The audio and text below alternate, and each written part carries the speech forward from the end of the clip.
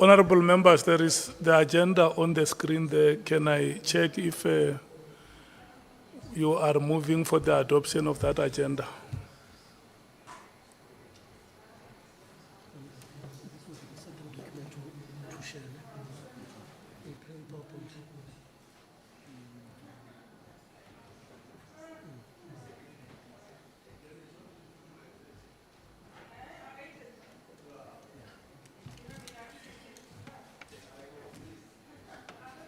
Honorable members, there is the agenda on the screen. Any mover for the adoption of the agenda?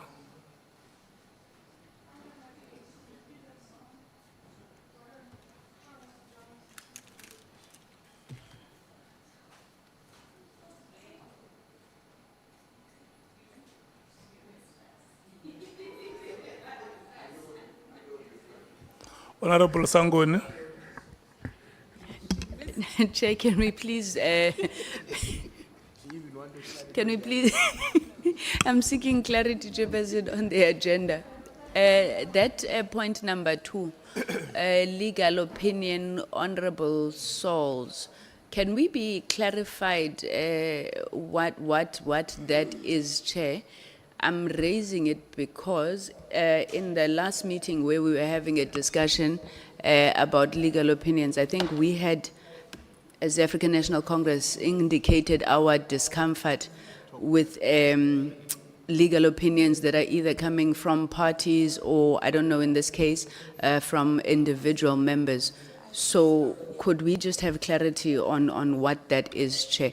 My understanding of what Honorable Souls had been asked to do was to make, not only Honorable Souls, but all parties to make inputs on the legal opinion from Parliament if they chose to, which I would think then we would just get a report of that if necessary, but not to have a standalone item, which is Honorable Souls' legal opinion. Thank you, Chair. Yeah, it is not Honorable Sol's legal opinion. Honorable Sol's had made a submission to the Parliament legal section. And so the legal section of Parliament will give a feedback on the consideration they made. Eh?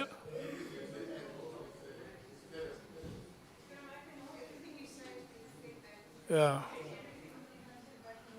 The people who are dealing with ICT in Parliament, there must be an authority on matters like this.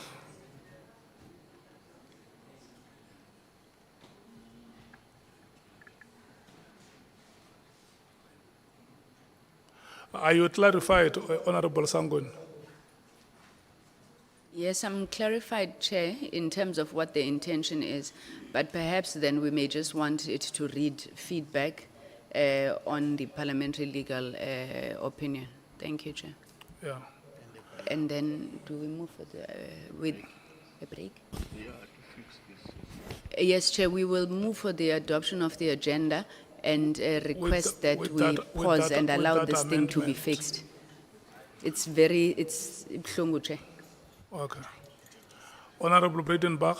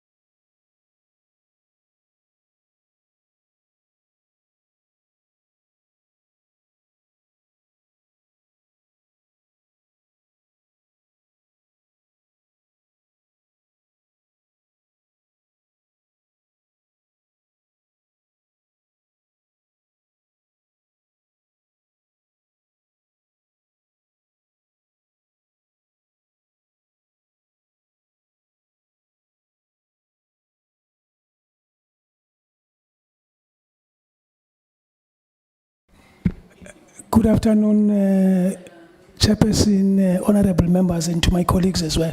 No, what I'm saying, Chairperson, is that the opinion which Chairperson is making reference to was sent to Bonani last week, so members should have it.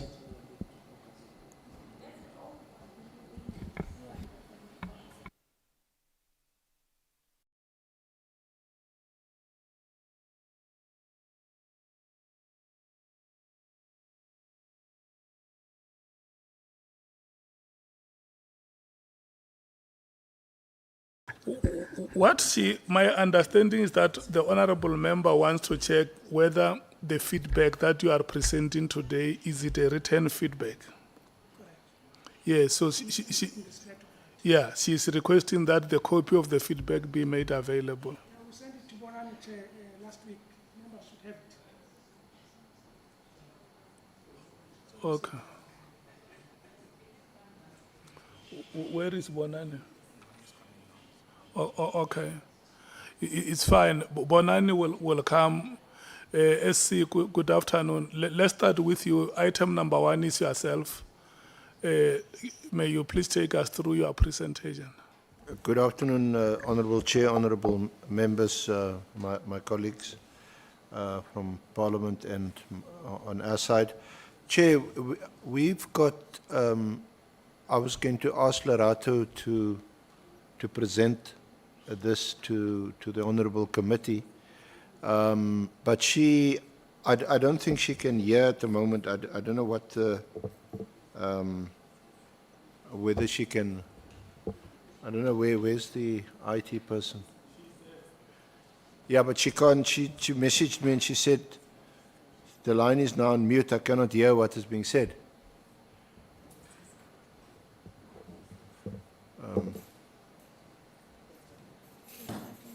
She says she can't hear. Hmm? She still says she can't hear. She's still not.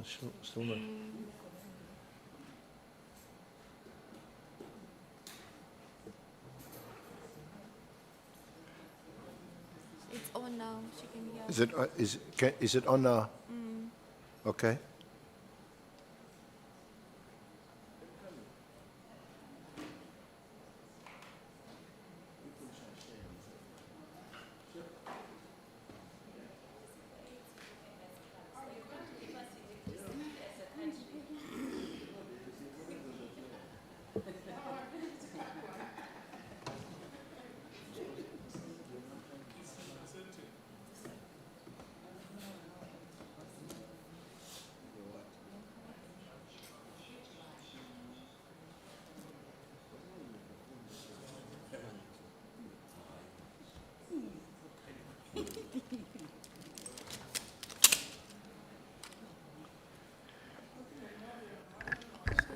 Good afternoon, Lerato. Are you able to follow us?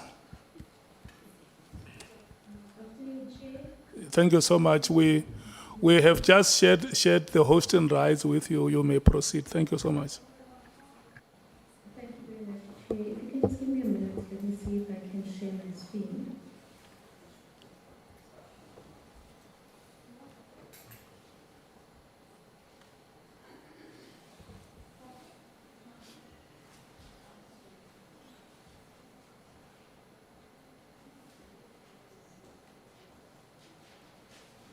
Yeah, no, we can see you on the screen.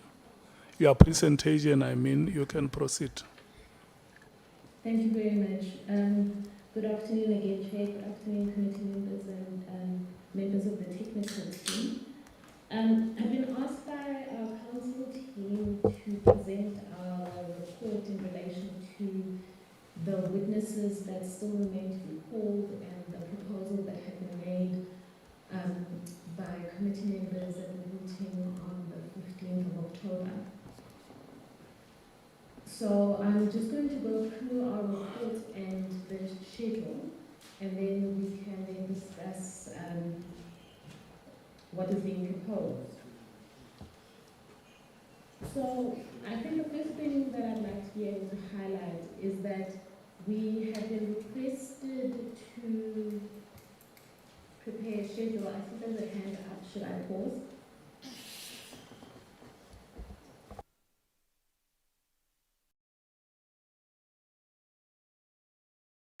Honorable Skosana. Just hold Advocate Zikalala. Let's hear Honorable Skosana. Thank you, Chair, and my thousand apology to Zigalala. Chair, I think we are being ambushed about this hybrid meeting. We're never told. I mean, we could have left as well and be somewhere that we thought it's a physical meeting as agreed. I'm not sure whether other members knew about this, that we're going to have a hybrid meeting. Thank you, Chair. Look, the decision that the meeting is physical, we were sitting here, all of us, when that decision was taken. And it was not even proposed by the chair that the meeting must be physical. The proposal came from the floor, it came from yourselves on the ground. And I checked around with everybody, all of you said we are fine 1 o'clock. But you know, when we arrive here, for the meeting to succeed, if members come here and say, can we accommodate this and that? It's an inconvenience that as and when a decision is taken, we must think about it.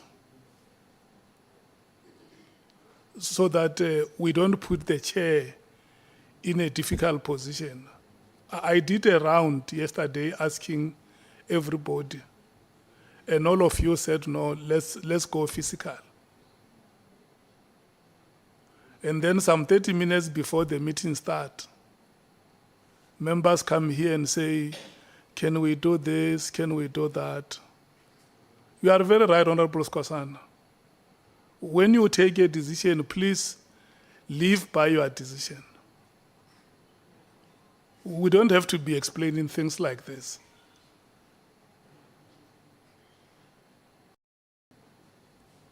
Okay. Can we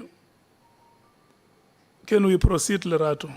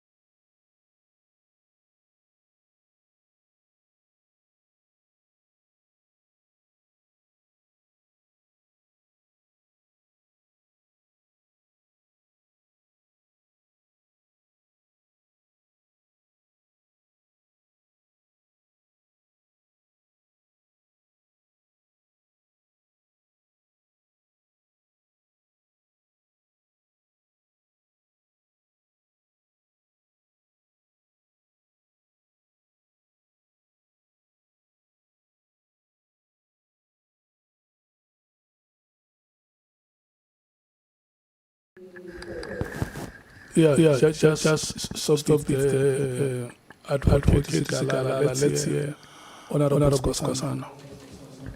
Thank you, Chair. I think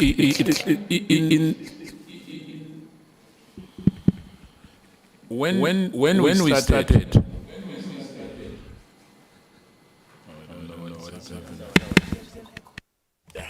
Hello? Yes.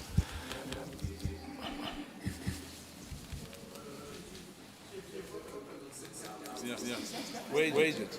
It's up there. Okay, let me just. Okay. Yeah, now I'm saying the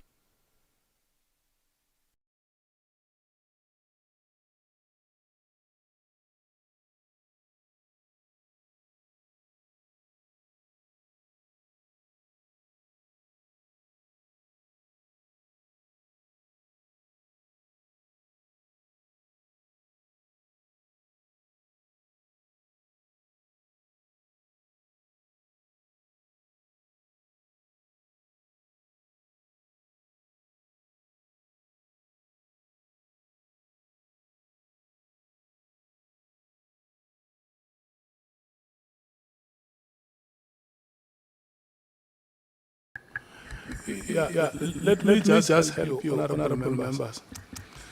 Remember, you have said that as a committee, you will decide on the witnesses that you want them to appear before you. But not only decide even the sequence. So what she's doing now, she's making a presentation to say, from the witnesses that have appeared to you, it emerges before us as a legal team that it will be important for the following witnesses to appear before you. If you check number one, he says General Khumalo. That one is very clear, for sure it's without question. And number two, she says Cedric Ndabinde is the witness who have agreed on the name. And number three, she says the CFO, Timpane. And number four, she says the person who is the head of procurement. That is General Nkhwanazi. And then she will go down the list. And then that is the first category of the witnesses that will have to appear before you. And then she will come and say, we have this second category. This is a category of witnesses that we think if the committee deems it, they can only write written responses if the committee agrees. And then there is a third category of the witnesses that so far we are unable to link them with any evidence that has been presented before you. And what is your view or your decision as the committee on this category of witnesses? Can we allow her to? I think that is the understanding that we must establish, so that when we come to discuss, we know that the list in green is the list that the committee must prioritize.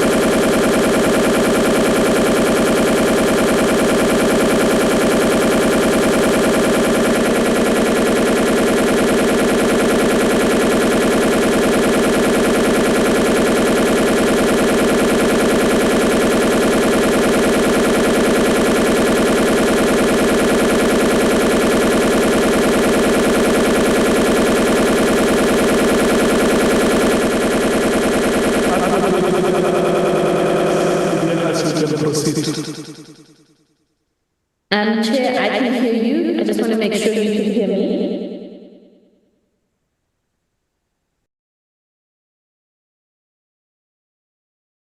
Charlie, you disrupted our meeting.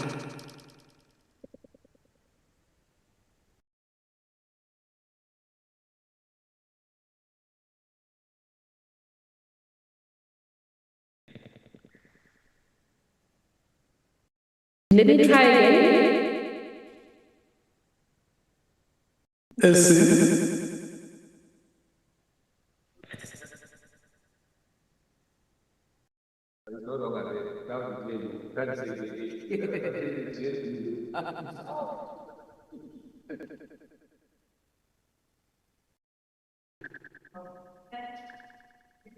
Honorable Chair, honorable members, if there's a technical difficulty,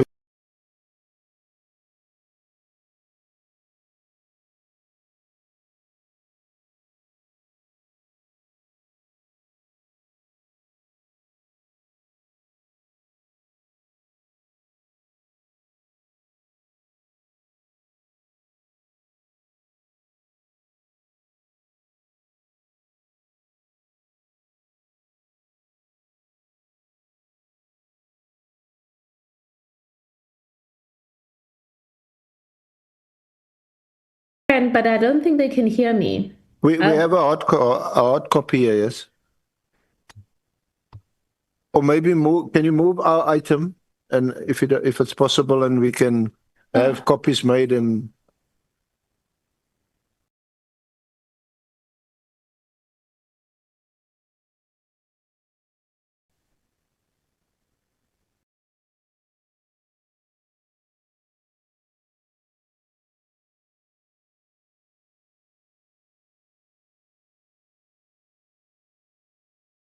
Fine. Let's allow Andy to present the legal opinion. She can hear. Chair, apparently Lerato can hear and she'll move it as a speak. It's gone. Just to Okay, she can hear recap, us. Yes. Advocate Zigalala, Honorable you there? Chairperson and honorable Yes. members, given the Okay, no, short it's time fine. available to So you want to accommodate, present SC? a fairly long list of witnesses. We've had to Okay.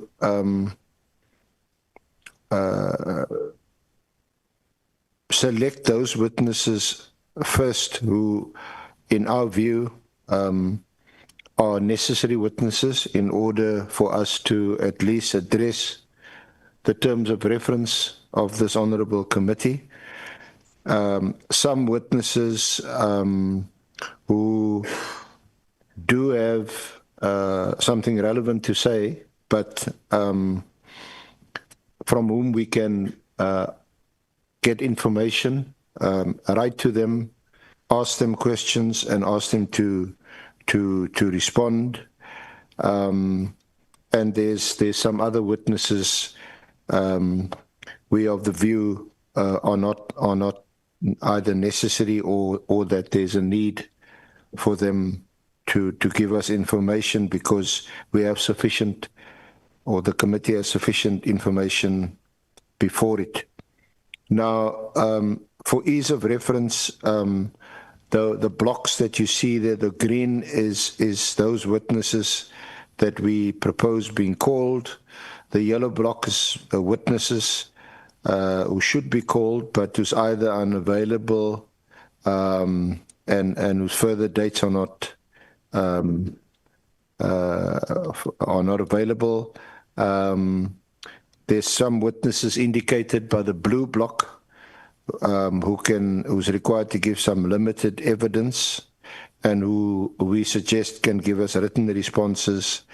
And there's some witnesses whose relevance at this stage is unclear and should either be considered for if there is going to be another phase, then we could do so. We kicked off with Lerato, if you can just move to Kumalo. is obviously an important and a key witness, the project leader of the PKTT,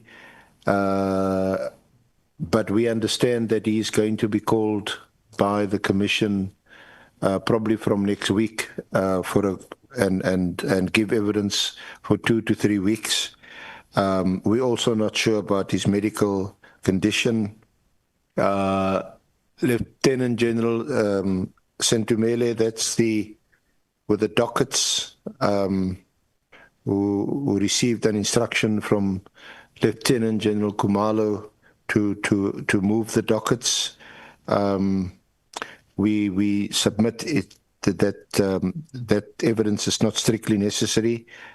Nkabinde, the name has cropped up repeatedly, is an important witness, and we've proposed calling Nkabinde on 13 and 14 November. Major General Rabi is in the National Commissioner's office, and who's the one, certainly according to General Sabia, who drafted the letter of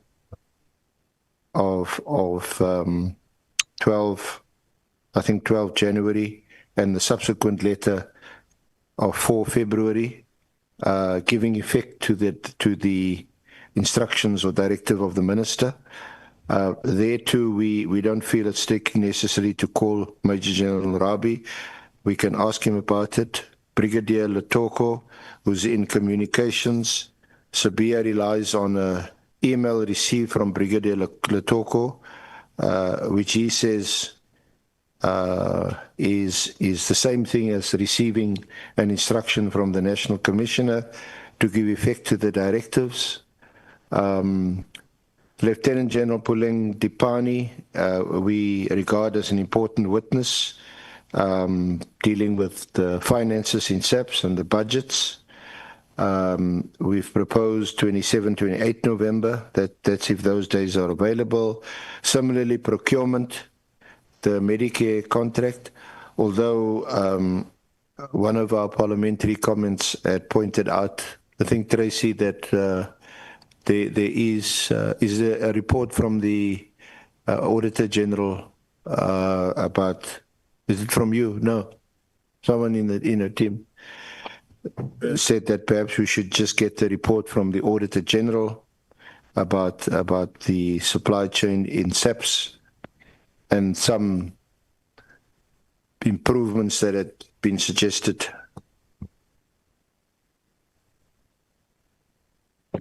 Thank you, Chair. Once again, when they prepare this thing, when you say General Sibula, it's correct. There's only one general, it's the National Commissioner. They must say it is Lieutenant General Sibula or Major General Sibula, as they've done with others. Thank you.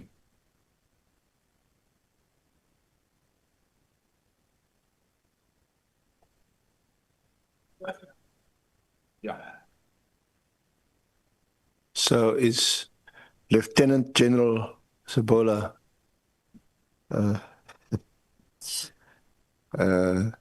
we've suggested that the relevance of that witness is perhaps unclear and should perhaps be referred to the Portfolio Committee on Police. Similarly, Major General Mkhwanazi,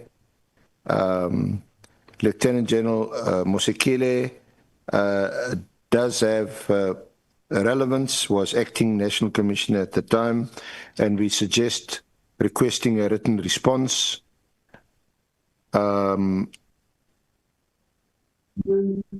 Brigadier Kuneni is the investigating officer in the cases that have been brought, and where search and seizure warrants were obtained on the basis of Brigadier Kuneni's affidavit. We recommend that Brigadier Kuneni's evidence be referred to a later date. Major General Motsepe, we suggest obtaining a written response. Lieutenant General Manamela, we're not clear about what the relevance is, and if called, will have should be called at a later date. Similarly, General Julius Mkhwanazi, who was mentioned in the context of Ekurhuleni Metropolitan Police Department. General Johan Boysen, I think, I'm not sure, is he retired? I think he's retired, but I think the relevance of his evidence would have related to the Cato Manor, the Cato Manor squad that was disbanded. I'm not sure whether it was disbanded immediately or over a period of time. So that evidence can also be deferred. Major General Wally Roda, I think he of Pala Pala fame, similarly. The Inspector General of Intelligence, it's not recorded here because, Honourable Chair, Honourable Members, I'd received a call just before coming here from Council, instructed now to act for the IG, and she told me that he's not refusing to testify, but because he's under suspension, he doesn't feel he should. I held a different view. I said, for the reason that he's under suspension, he has all... That is a separate matter on the agenda. Oh. Yeah, it's there on item number 3. Okay, You will come and present it separate. Okay. Thank you. But an important witness, nevertheless, on our list, Mr. Brown Mkhwanazi, I think obviously an important witness that we need to call. The status of Usumuzi, Nhlanhla. I think what you should do with there must be consistency in your coding. Brown Mkhwanazi must be, is it gold or what? Yeah, it can't be green. Important witness is gold. Do you see it at number? I think green is the witnesses to be called. No, but do you see what number 19 is? Yeah, but we've got under the gold is proposed witnesses should be called, but it's either unavailable and or further date for evidence not available. We'll have to subpoena him to come and give evidence. Okay. I'm not sure, the expert on authority of the minister. I don't think it's necessary. That's a legal argument. Mr. Paul O'Sullivan, Lieutenant Mkhwanazi makes allegations against the witness, not immediately relevant or to be called. Similarly, Mr. Richard Mkhwanazi has actually requested us to call him, but we can't accommodate him. Lieutenant Godfrey Labia, who's retired, head of the Walks, would be a very interesting witness, but we feel not strictly necessary at this stage. And similarly, Mr. Haas, whose name is cropped up in relation to former Minister Nkunu. So these are the dates, proposed witness hearing schedule, Honourable Chair. On the 12th of November, that we call Lieutenant General Mkhwanazi at the request of the committee in relation to the allegation made against former Minister Cele, which was withdrawn, so that he could explain that, and also face any further questions. And just to add, a charge has also now been laid against Lieutenant General Mkhwanazi by Honorable Adams. He's quite happy to appear before the committee to explain himself. There is a former IGI witness that has been recommended to us by General Mkhwanazi. We propose calling that witness on the same day. It's a crime intelligence witness. What is the name? We don't have a name.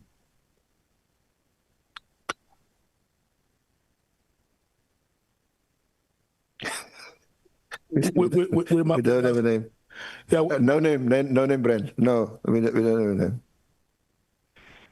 fine. But it will be a filler because we don't expect Lieutenant General Mkhwanazi to be long when he appears. On the 13th and 14th, Cedric Gabindi. On the 18th, 19th, and 20th, Brown Mkhotsi. On the 21st, the Inspector General, who I'm sure there's no longer need for us to issue a summons, but he will appear voluntarily. 25, 26, supply chain SAPs to address the Medicare contract and other supply chain issues which arises from our terms of reference. And then 27, 28, Lieutenant General Nampani on the finances and budget of SAPs.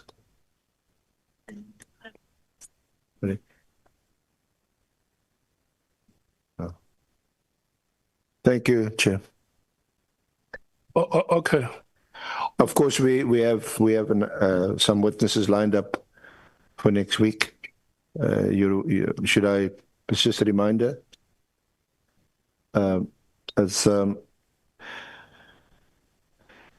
Deputy Minister Boshielo, Acting Minister Kachalia, so all one day, Boshielo one day, Kachalia one day, and then 6 and 7, IDEC, the head of IDEC, Yeah, so Andrea Johnson. What you are saying is that next week, Tuesday, That's next week. is Honorable Bushielo. And then on Wednesday is Honorable Kachalia.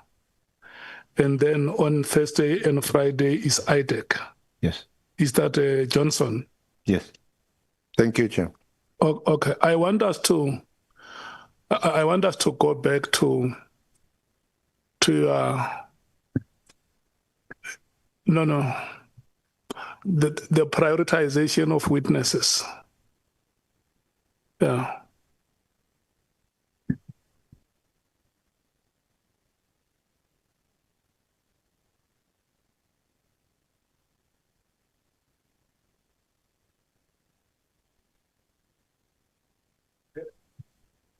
Honorable Skosana.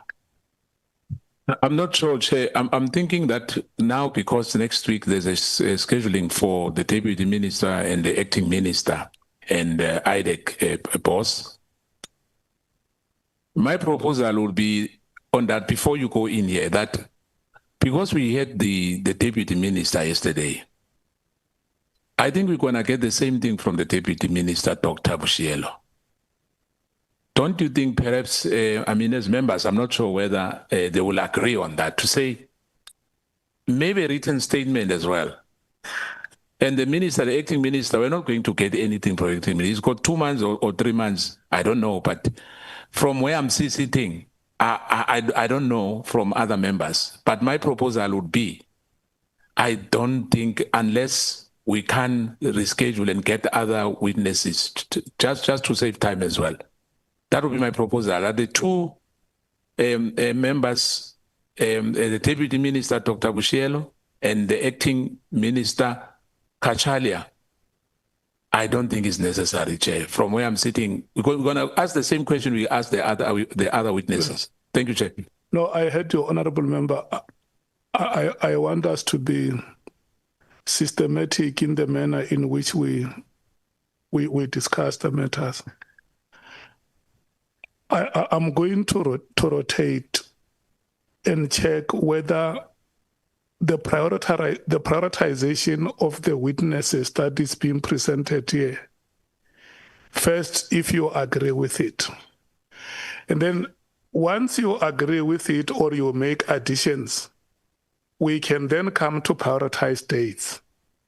If you feel we can move them a bit earlier, depending on their availability and this and that, then we can move to that aspect. But now, there is a suggestion. I don't know how we're going to do it, SC.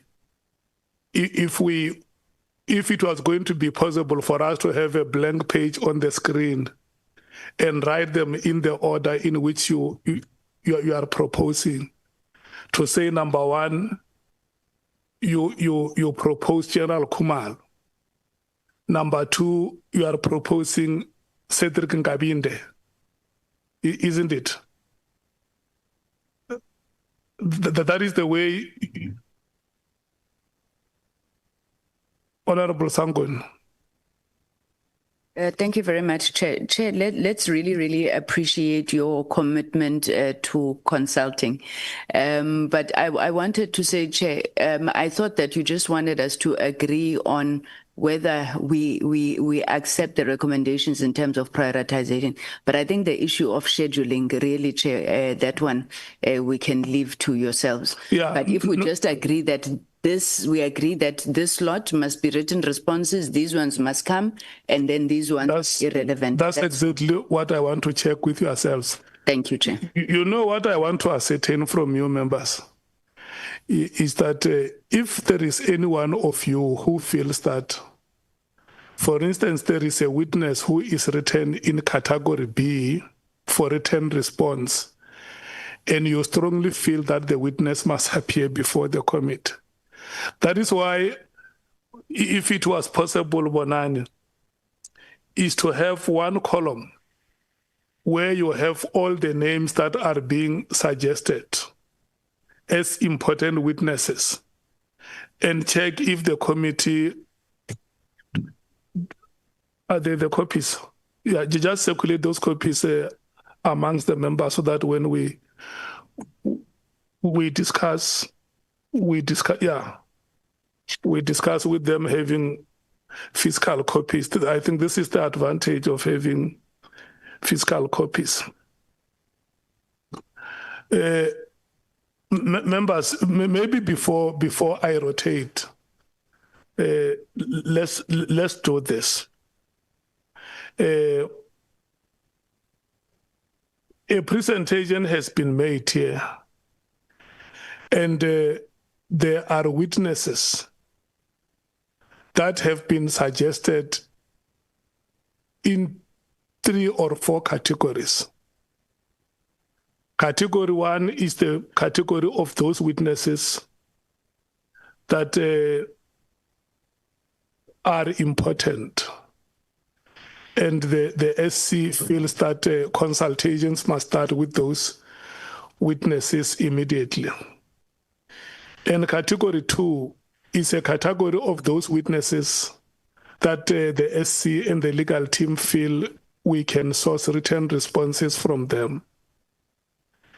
And category 3 is a category of witnesses whom they feel that they have not the testimonies that have been given before the committee have not directly linked them.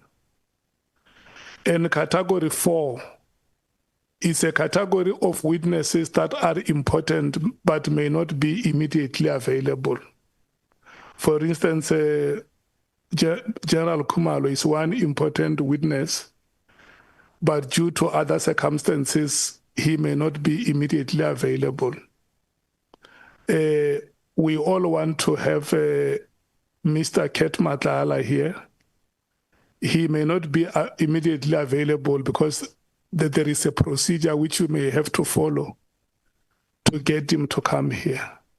So those are the 4 categories that are being presented by the SC here. So when we go into discussions, what I will want to hear from you, from yourselves, Honorable Sangon, like you suggested, whether you agree with the categorization of the names or there are suggestions that you may want to make to say, no, SC, we feel that witness so and so was not supposed to be in this category. How about if we bring this witness to category A or B for the following reasons? Is it very clear, honorable members? Is it very clear? Okay. Are you ready to start the rotation? And then after this discussion, we will then, if you want to prioritize the dates, like what Honorable Skosana has suggested to say, instead of bringing the witnesses that you want to bring next week, let's remain with IDEC, because IDEC, you still want them next week. And then if there is a possibility that we can bring Nhlanhla on Tuesday next week, let's bring him on Tuesday. Yes, but we must also consider that some of the witnesses' consultations still have to happen, and that we have terms of reference that say you need how many days to produce the sworn statement? 3 days. Yeah. Okay. Honorable Nhlanhla, your hand was up. Is it you or Honorable Sangon starting? It's me, Chair. Thank you. I think let's Chair, welcome the presentation and the proposals from the legal team. Chair, I think we understand the situation of General Khumalo. I think it was publicized all over the public space. All I think because there's a point where the legal team says the medical status unknown. I think the best we can do now is to try follow up if whether we can be able to deal with his testimony sooner when he is able to. Then Chair, we've got number 10, General Musikili, who was at the helm on the time of the cause of action, where she was the one in office when the entire cause of action took place. I think it will be important that because if you check the different testimonies that we've already received, there is a lot of impasse or gap in between that time, whether or not there was a direct instruction from the National Commissioner's Office and all that. So I think it will be important to have General Musigili appearing in person. Then number 17. Inspector General who refuses to come and appear before Parliament. I'm not quite sure. That matter is item number 3 on the agenda. Oh, it's still coming, Chair. We will discuss it separately. That's fine, Chair. I think all we can also advise is that the legal team must therefore start immediately to start consultations after this meeting so that we don't have a lot of gap in between the weeks where we're supposed to. You support category A of important witnesses with the inclusion of General Musikili? Yes, Chair. Okay. Thank you. Honorable Sangon. Thank you very much, Chairperson. Chair, I'm not sure if I know that when Advocate Zigalala was presenting, she explained the issue of the dates, the number of hearing dates that we have being 11. But when it comes to, for example, witnesses like number 24, Auntie Mary, Mr. O'Sullivan, Mr. Mdluli, I'm not hearing why they cannot be called or why they are in the yellow category. Is it because we don't have time to see them? But the intention is that they would be coming. If I could just be clarified on that one, Chair. Chair, we really, I think, firstly, just want to support. I hope I'm not speaking out of line. We want to support the proposal that had been put by Honourable Skhosana around the Deputy Minister as well as Minister Kachalia, that perhaps written statements would suffice in that case. I'm hesitating, Chair, because we don't want this list to grow again.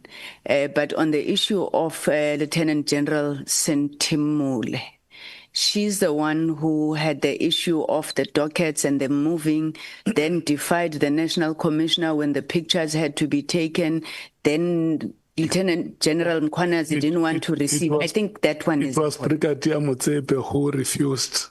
Who refused the pictures. Motsepe refused the pictures. Sentimule was the one who was refused the return of the dockets. Okay. What General Spear said was that both General Sentimule and Motsepe were under his line of authority.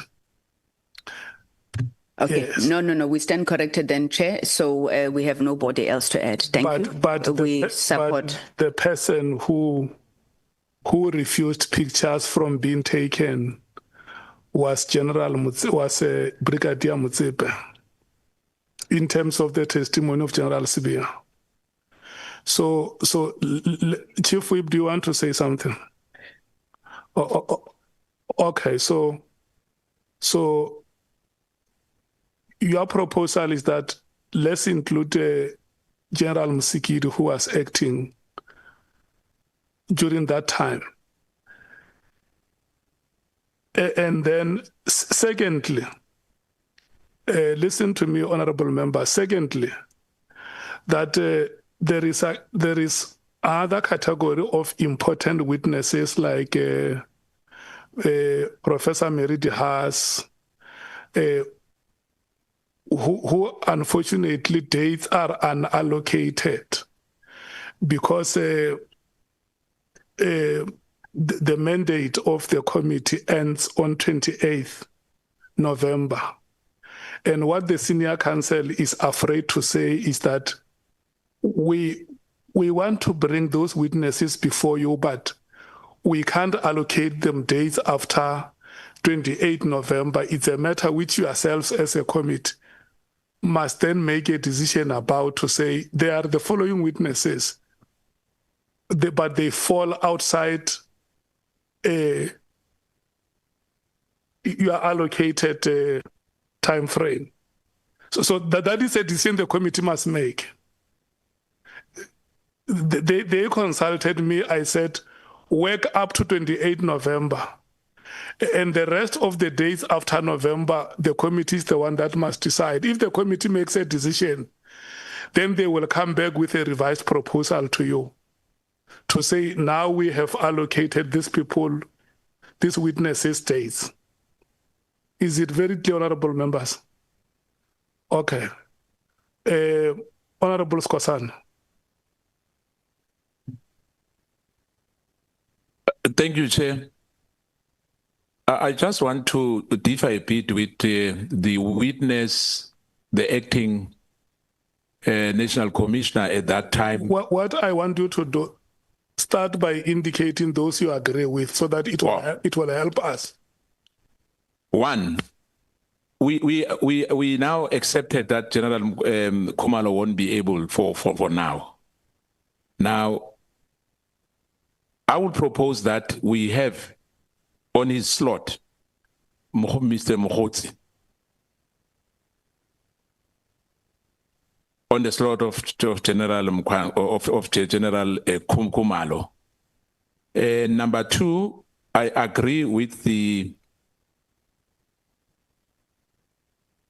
Lieutenant Sentimule as well. I agree that perhaps he can have a written statement she can have a written statement. And 3, Mr. Nkabinde, we agree that Mr. Nkabinde can come before us.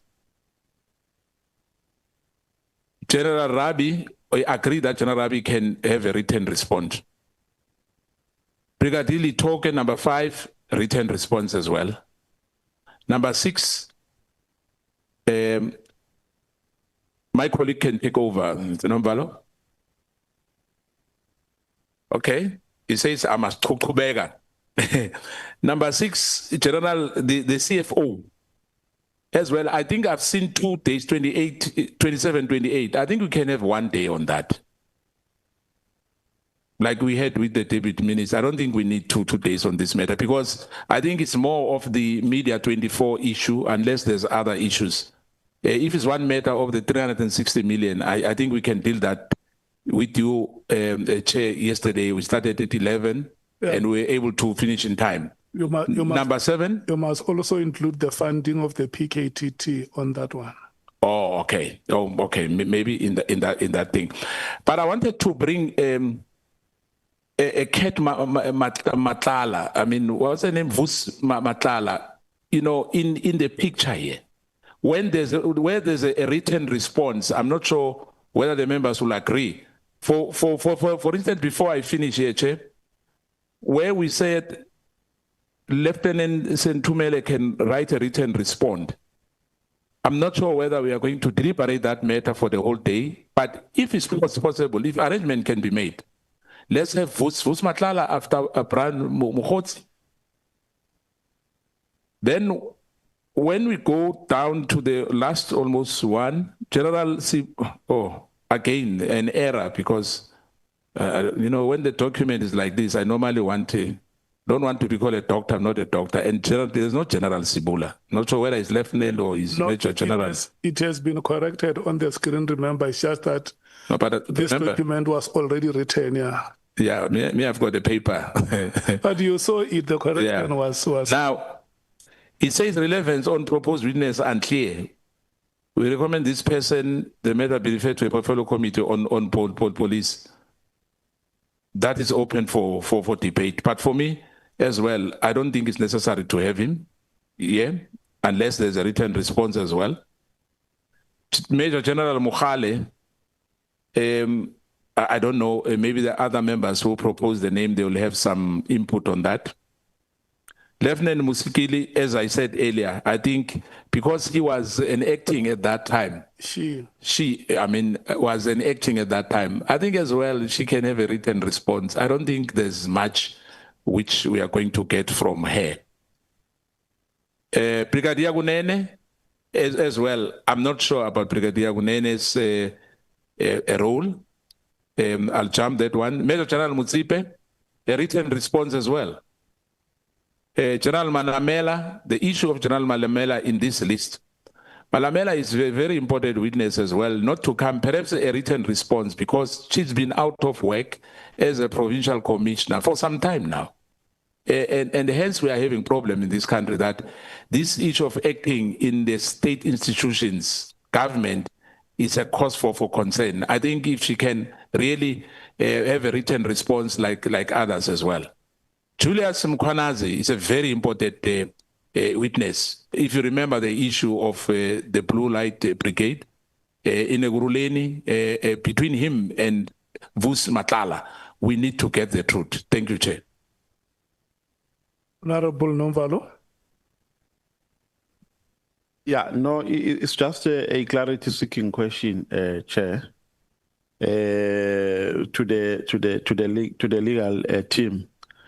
That is there a need to still allocate 2 days to witnesses? Because the observation that we have made here is that there are some witnesses that you are allocating 2 days. I think previously it was understandable because of the nature of evidence to be tendered by witnesses, and also some of the witnesses were expected, by the nature of their duties that they held in SAPS, were expected to assist the committee in all the terms of reference.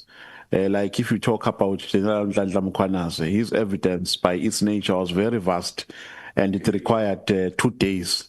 The National Commissioner and others we have made here is that there are some witnesses that you are allocating 2 days. I think previously it was understandable because of the nature of evidence to be tendered by witnesses. And also, some of the witnesses were expected by the nature of their duties that they held in SAPS, were expected to assist the committee in all the terms of reference. Like if you talk about General Nhlanhla Mkhwanazi, his evidence by its nature was very vast and it required 2 days. The National Commissioner and others. Now, is there a need, council, to have to allocate 2 days, for instance, to Lieutenant Cheng, for instance, and others to Ngabinde, because our understanding is that they need to assist us to certain aspects of the terms of reference, not to the terms of reference holistically. So don't we maybe need, considering the fact that we are running out of time, what we desire is having witnesses, different witnesses every day from Monday to Thursday or from Tuesday to Friday, because we're running out of time, so that we can quickly finish the list of. But if the senior council is of the view that that would preclude him from doing his work adequately and expeditiously, then we subject ourselves to that. But our considered view, Chair, is that we must consider the issue of time, the allocation of time to witnesses to 1 day. What we experienced yesterday was very ideal, to have a witness being questioned from the morning. And mind you, we started at 11 o'clock. And by 2 o'clock, the senior council was done. When members came in, they also conducted interviews for less than 5 hours. So if that can be considered as well for other witnesses, if it is possible. Thank you very much. You have perfected your trade as members. And what you are asking here is whether the question of WhatsApp text and confirmation of hotel payments can really take us 2 days. Yeah, I think it's a matter which you just write it down as you will come and respond later to it. Honorable Shongwe, are you fine? Okay, thank you so much. Honorable Breitenbach. Thank you, Chair. We're happy with the list as it is. Thank you. Oh, okay. The MKP has spoken about the name of is it General or Julius Mkhwanazi? Is it General? That they feel is an important witness to your support that? If there's time, we can deal with him, Chair. But as the report, as this list is set out here, we support that. If there's time for anything else, then we have no objection to it. Okay. Honorable Cameron. Chair, I speak on behalf of the DA. We're done.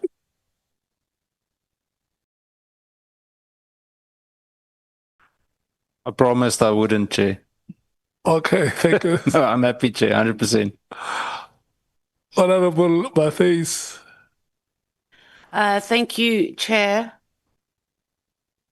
And I don't have my glasses and my eyesight is so bad. So let's go. Just on Lieutenant General Khumalo, have we gotten a response that he's unwell and we do not know when he will make himself available? Or is it that we just don't know?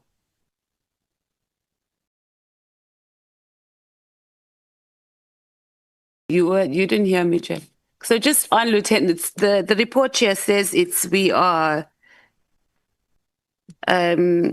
medical status is unknown. So we're not necessarily saying we want to know what the medical status is, but do we have a response from him saying that we don't know when he's going to be medically available to appear? Those are two different issues.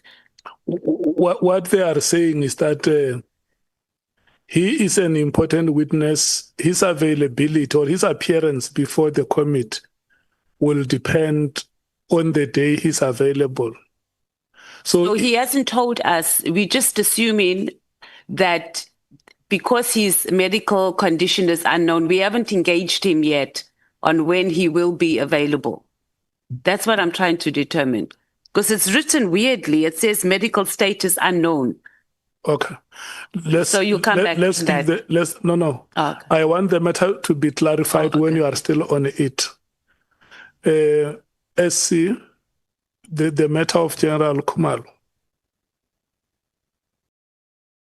We can't say with certainty what his medical condition is, but he is currently a witness under oath before the commission. So as soon as he is medically fit or fit to appear as a witness, we were advised that he'll be testifying before the commission, Okay. and he'll be there for a few weeks, certainly beyond the period. I think what you should say is that we have come before you as the committee to approve, and once you have approved, we will come and report back to you when is he available. Is that adequate?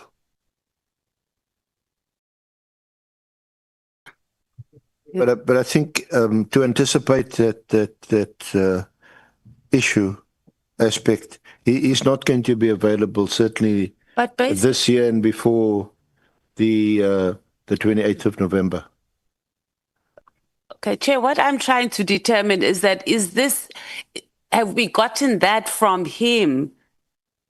Not us making the assumption, have we engaged him? Or are we just assuming that because he's still with the commission, has there been an engagement? Because we long time approved that he's appearing here.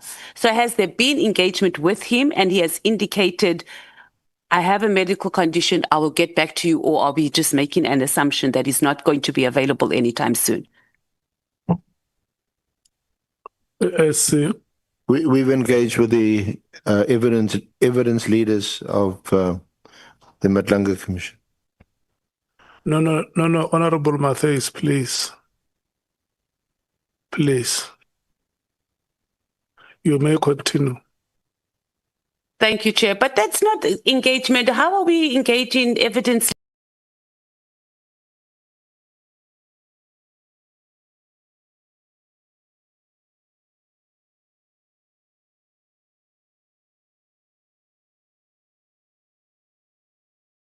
So I think we can just close this and ask our evidence leaders to make direct contact, and let's hear directly from the lieutenant, when is he going to be available to come here? And then we must get a report like that, not our evidence leaders engaging evidence leaders on another commission. Thank you. Do you support, Honorable Matthias, that consultations must start with General Khumalo, and that the SC and the team, once consultations are done, they must schedule his appearance before the committee? Do you support that name?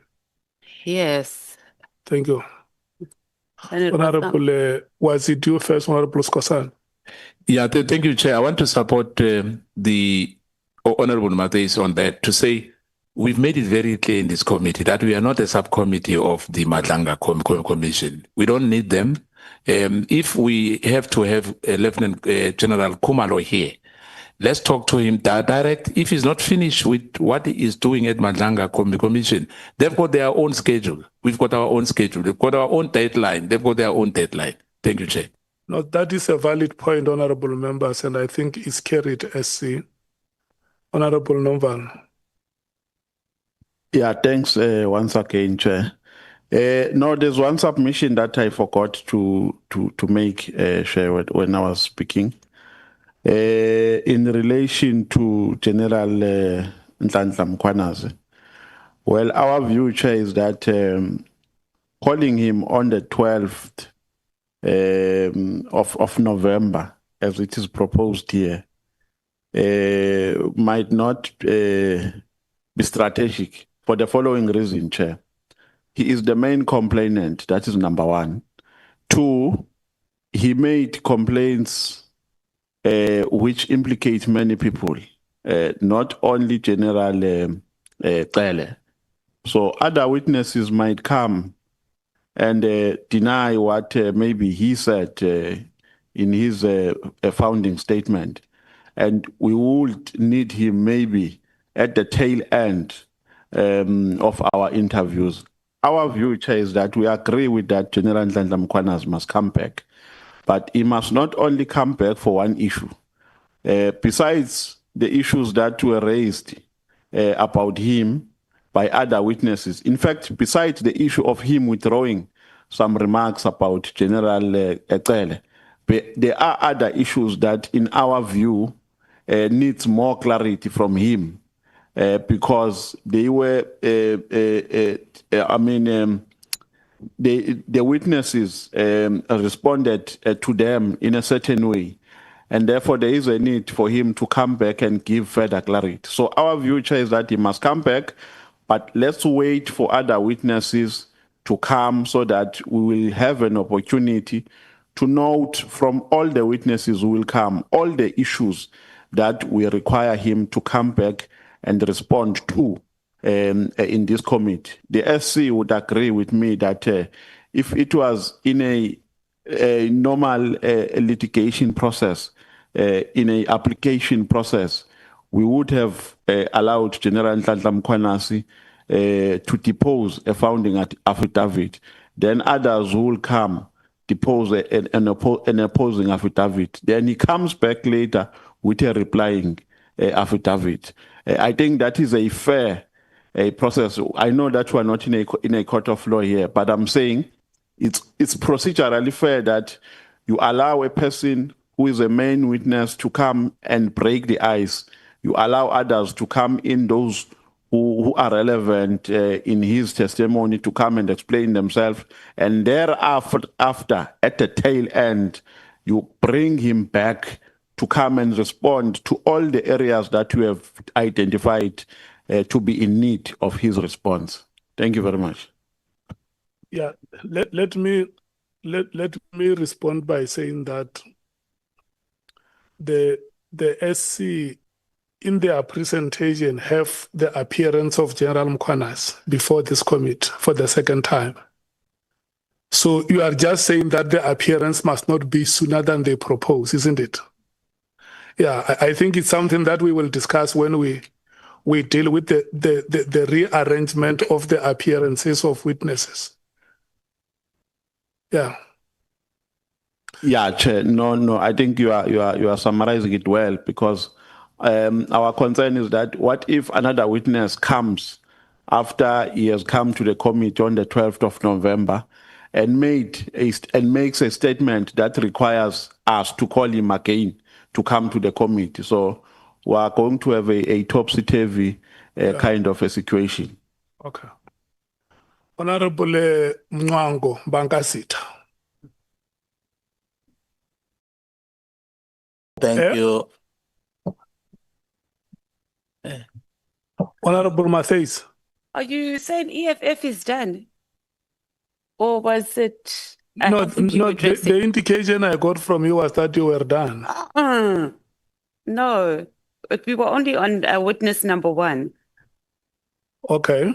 Thank you. So witness 2, we are in agreement. Witness 2, 3, 4, 5, 6. I also think we need to spend less days there. Also on 7.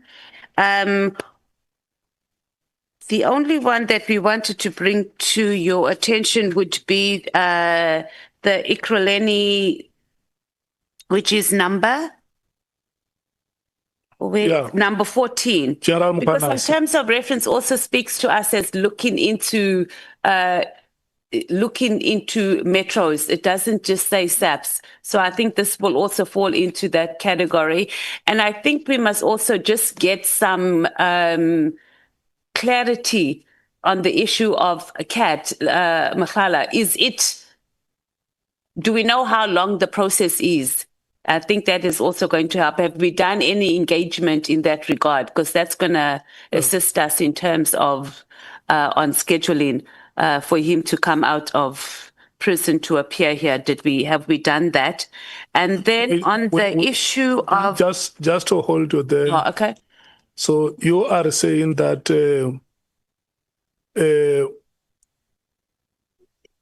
Mr. Julius Mkhwanazi of Ekurhuleni and Ket Nhlanhla must appear before the committee. Oh yes. Yes. That's the point. That's the point I wanted to hear very loudly from you. You can proceed. Okay. And then on Nhlanhla, it's also just for us to get directive or get clarity on the process and how long the modalities they will deal with them. Okay. But the overriding principle is that he comes. Yeah, yes. But we lot agreed with that one. Then Paul O'Sullivan is a definite yes. He must be engaged almost immediately also as a priority on that list because it's not clear. It just says made some allegations against this witness. I think it was a bit more than just some allegations.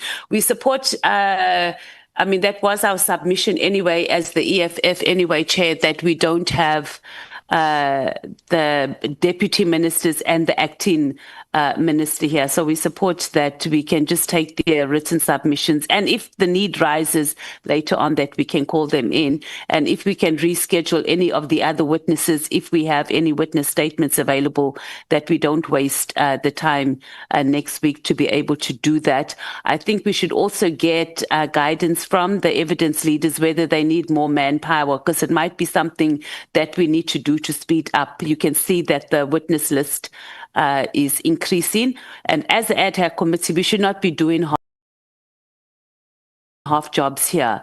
So if there's a need to increase the manpower there, it must be done. Otherwise, there's no point us even spending all this time if we are not going to make sure that our work is top quality that we are supposed to do. And we are in agreement that we should have sort of, that the Lieutenant General Mkhwanazi must come and close, and he'll be able to respond to anything that has been said all contrary to what he has put before us. And thank you, Chair. Are you sure you are done? Wasn't done the last time. Now I'm saying thank you. I'm done. Thank you, Chair. Okay. Bangazitha. Well, thank you, Honorable Chairperson. Good afternoon, honorable members. We are in agreement with the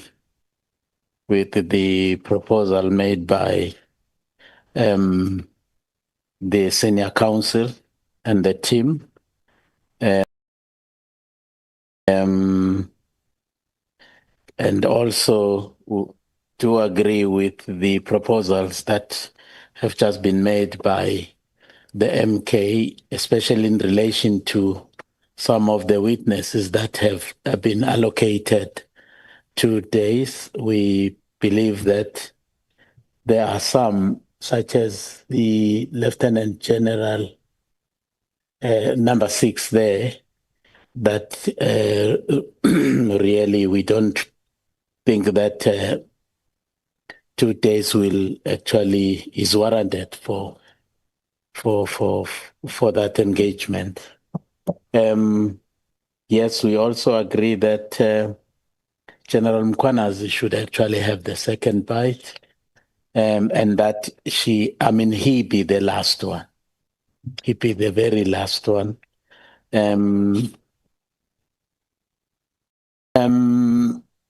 Mkhwanazi, yes, we would need to prioritize him. He's very central in many respects. And also the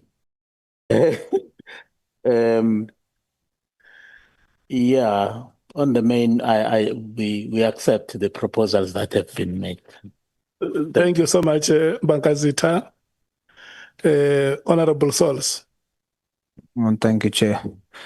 We agree with the proposals as it is stated here, together with the input that was given by different members.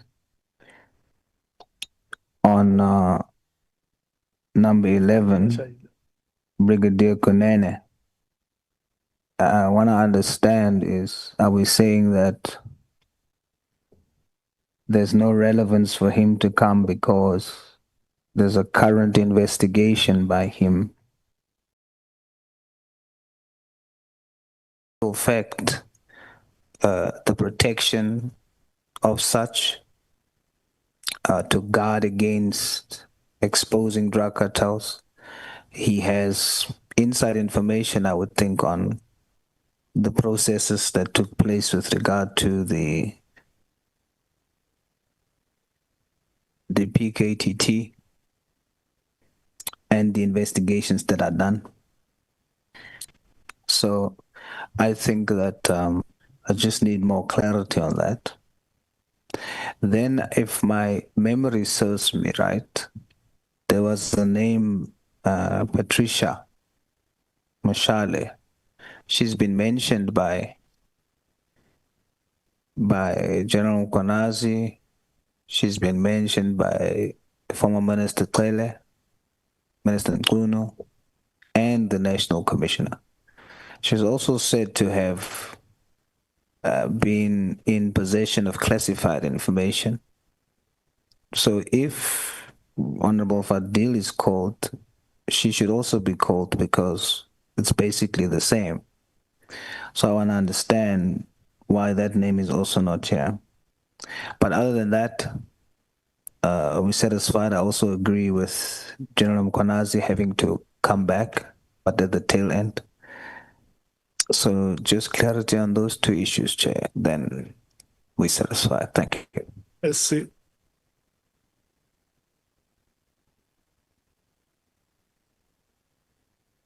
Chair, just I'm not sure that I can answer Honorable Souls directly. But just in terms of the program for next week, even if we do not call Deputy Minister Boshielo and Acting Minister Kachalia, it's not going to mean that it opens up or presents an opportunity to call any of the other witnesses we are discussing here today. It's not going to be possible for us to consult, draw up statements, refer it back, and increasingly as people get named and called before this honorable committee, they're engaging their own lawyers. So that takes further time. So it's not going to be possible. And in terms of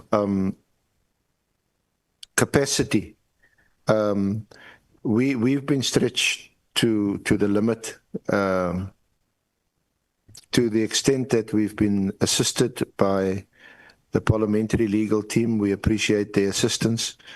But even with the witnesses that are being discussed today, we're going to be very hard pressed to fill the program in the way that is being discussed. Thank you, Chair. I sorry I didn't answer Honorable Souls directly. Honorable Skosana. Thank you, Chair. I didn't hear my colleague, Honorable Souls, when he spoke about Brigadier Kunene that is investigating. I didn't hear him well, but I just wanted to make an input, Chair, before you go and give another person a chance. I think it's very imperative and prudent that these issues which are confronting us, I know there's budget constraint, but I think we need to empower our legal team This issue of consultation, like what the SC is telling us now here, is that they don't have the capacity to run this program. My suggestion would be, depending on the members and your budgetary constraint, whether the speaker will allow us to do that. But I think for us to finish this job, really, we need to revisit. I think they need some additional members for them to be able to cope with what is expected of them. By what the SC has already said to us now, to say, irrespective of what's going to happen with the Kachalia and Minister Kachalia, the acting minister, and the deputy minister, it doesn't make any difference because they still have to have consultation for all the witnesses which we are talking about here. Which means next week we won't be able to do anything. So my proposal will be, let's revisit this and perhaps have, additional members to help the legal team which was appointed by Parliament. Thank you, Chair. Honorable members, these are the decisions that you have taken. Number one is that you agree to the prioritization that has been made by the senior counsel and his team, and that you have added General Mkhwanazi from Ekurhuleni to be part of those important witnesses that must come and appear before you.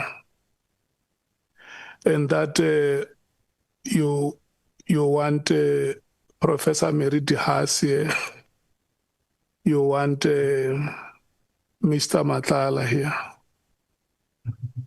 Bonani shares with me now that Miss Patricia Mashaile, is it Mashaile or Mashale? Mashale has written to the committee requesting to come and appear before you. So it's a matter which you will have to look at it and make a decision. Number two, you have agreed that Honorable Wishielo and Honorable Kachalia must make written submissions. And number three is that you will want the order of appearance for next week to be revised to Tuesday, if it's possible. SC, I did not hear you talking to it, whether it will be possible for yourselves to have certain witnesses appearing on Tuesday, if you remove the two from Tuesday and Wednesday. And then number four, there are other witnesses who, in the opinion of the committee, have been allocated more than sufficient time. What it means is that a witness might have been allocated 2 days when actually that witness could have been allocated 1 day. That is the feeling of the committee. And the suggestion, SC, is that where such could have happened, they request that there should be a revision instead of allocating 2 days. I saw Mr. Cedric Ngabinde as well apparently is allocated 3 days. Yeah, so you can go and look at that and reduce it maybe to 2 days. Is it 2 days? Honorable Cameron. Chair, just a thought now that you mentioned Mr. Nkabindi for 3 days. No, that he was originally put on for 3 days. Isn't it worth then actually considering dividing that up, making it shorter, and actually getting Acting Minister Kachalia here? Because remember, and just bear with me for a second, Minister Kachalia came in and he met with all this crisis. He had Mr. Nkabindi in the office with him for the first month or two, and it can be quite short, but it could be worth it. He could probably give us a very good overview of exactly what the state of the Police Ministry's office was/is when he came in. So just a thought. No. Okay. I don't want us to deal with it like that. Chair. No. Yeah, Wait, you can't say no to me. wait, honorable souls. No, I want us to be organized, honorable members. But Chair, I'm trying to understand your approach. It was my turn, and then the SC responded. No, She never came back. You never came back to me. I have given you a chance, all of you, to speak. Yes. And I have read the decisions that you have taken. And I now want to hand over to the senior counsel to clarify other matters that you would have raised. But before I do that, you raised a matter of Kunene. He must clarify it. But before I do that, there are two names. You have not come out very clearly on what you are saying about those names. The first name is the name that Honorable Nhlanhla has suggested, the name of General Msikidi. And now Honorable Cameron is bringing the name of Minister Kachalia. So can we start with General Msikidi? Are you still fine on the name of General Msikidi, Honorable Nhlanhla? No, thanks, Chair. I've been convinced to withdraw, and there were some trending statements, Chair. Okay. I'm reporting officially to you. Okay, no, it's fine. The name is no longer on the table for discussion. It falls back to written statements. And then Honorable Cameron is suggesting that Honorable Kachalia must be retained next week. Can I get your views, honorable members? Chair, I just want to say, do you want to start by motivating, or you are reconsidering? No. I just wanted to say, whoever threatened Honorable Nhlanhla, we can invite them to come and testify as well. Okay, can I start with you, the ANC? Honorable Cameron has proposed a motion here that Honorable Kachalia must be retained for next week. Thank you, Chair. We have no fundamental opposition to Minister Kachalia appearing. I think we just need to look at the time, though. That is a very diplomatic answer. So you are saying whatever decision the meeting takes, you agree? Exactly. Okay. We are supporting, Chair. Thank you so much. Honorable Nomvalo. Yeah, no, Chair. Our genuine conviction is that his testimony is not going to add any value to our fact-finding mission. But because there is nobody who's available next week, so we can take him. Yeah, that's the only reason we're supporting. Other than that, Chair, we don't agree. Thank you. May I pass? Okay. Honorable Matthews. Chair, the acting minister is in Vietnam. He clearly has no interest. Where is he? He's gone on a trip. It doesn't matter. He left the country in the state with 2 commissions running on his department. So I don't think we can take him all that serious. In any event, even though we've allocated that time, I think we have the option, at least the evidence leaders will be released to deal with serious taking statements from serious people. If the need arises later on, we can also call him. We haven't finalized. There's also still the issue of President Ramaphosa that we can deal with later. But the EFF, it's a hard no. Honorable Sols. Chair, I must stress my disappointment in your approach when you've given everyone an opportunity to comment on the proposal, and if there was points of clarity, the SC would respond, and then you would go back to that member. With me, you don't come back to me, and now we're discussing something else, and I need to wait for you to raise it again. I mean, that's a bit unfair. What I would have expected is right after the end, and Honorable Skosana came afterwards and did not understand what I was saying. He also asked clarity on what my response was, but that opportunity wasn't given. Now I need to wait for a round to go for something else, and I think that's wrong. And now I need to participate in something that was not a part of what I was putting forward to the House. What is your view on the matter of Minister Kachalia that? I reserve my view until my item is finished. Okay. I'm not going to come back to you. I'm making a decision.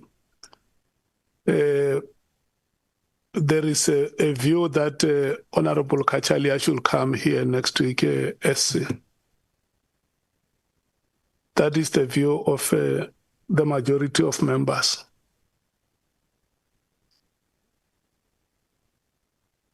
Honorable Chair, I think it's important that he should come. He's acting now in a ministry. Point of order, Chair. Point of order taken. Chair, you are continuing with an item that came after what I was doing. I'm still awaiting clarity. You rotated, you are doing a different rotation. That's wrong. No, honorable member, it is not wrong. Before I did this rotation, I announced it here that after the rotation, we are coming back to the matter of Brigadier Gunen. Unless your strongest contention is that the matter of Brigadier Gunen was supposed to have come before this one, and it will not change anything, whether it comes before or after. There will still be clarity and a decision about it. No, Chair, you only mentioned it again when I raised my hand to ask. You went from after the SC has responded. The SC said he's not responding to me directly, and he apologizes for not answering me directly. You did not, instead of coming back to me and say, Honorable Source, what's your response to that? You totally disregard me. You continue with the meeting, add something else, and now I need to participate in a different round of rotation. What I'm requesting is for you to treat me like you've treated everybody else. If they had clarity for the SC responded, and then you went back to them. Why don't you come back to me? Yeah. No, there is no way you are unequally treated, Honorable Sol, because your matter has not disappeared. And I'm ruling your point of order to be a point of delay. You are delaying my response, Chair. No, your point of order is a point of delay to the meeting. But my point of order is part of the meeting and my participation, but that's why based on your rotation. That's why I say the matter...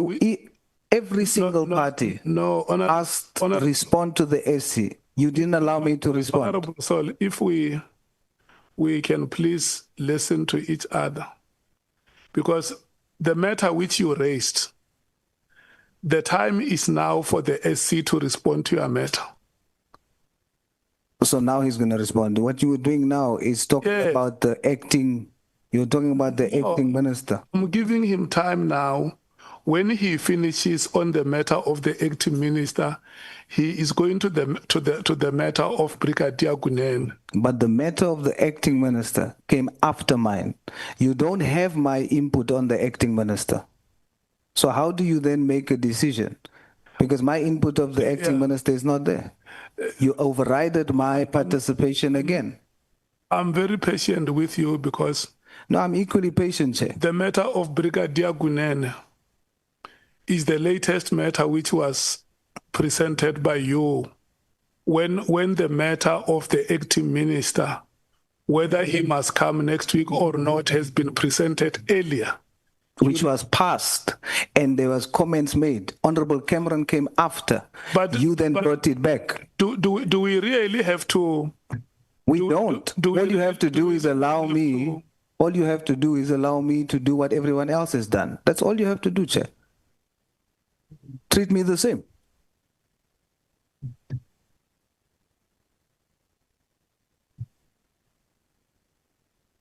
SC, may you please respond to the matter of the acting minister?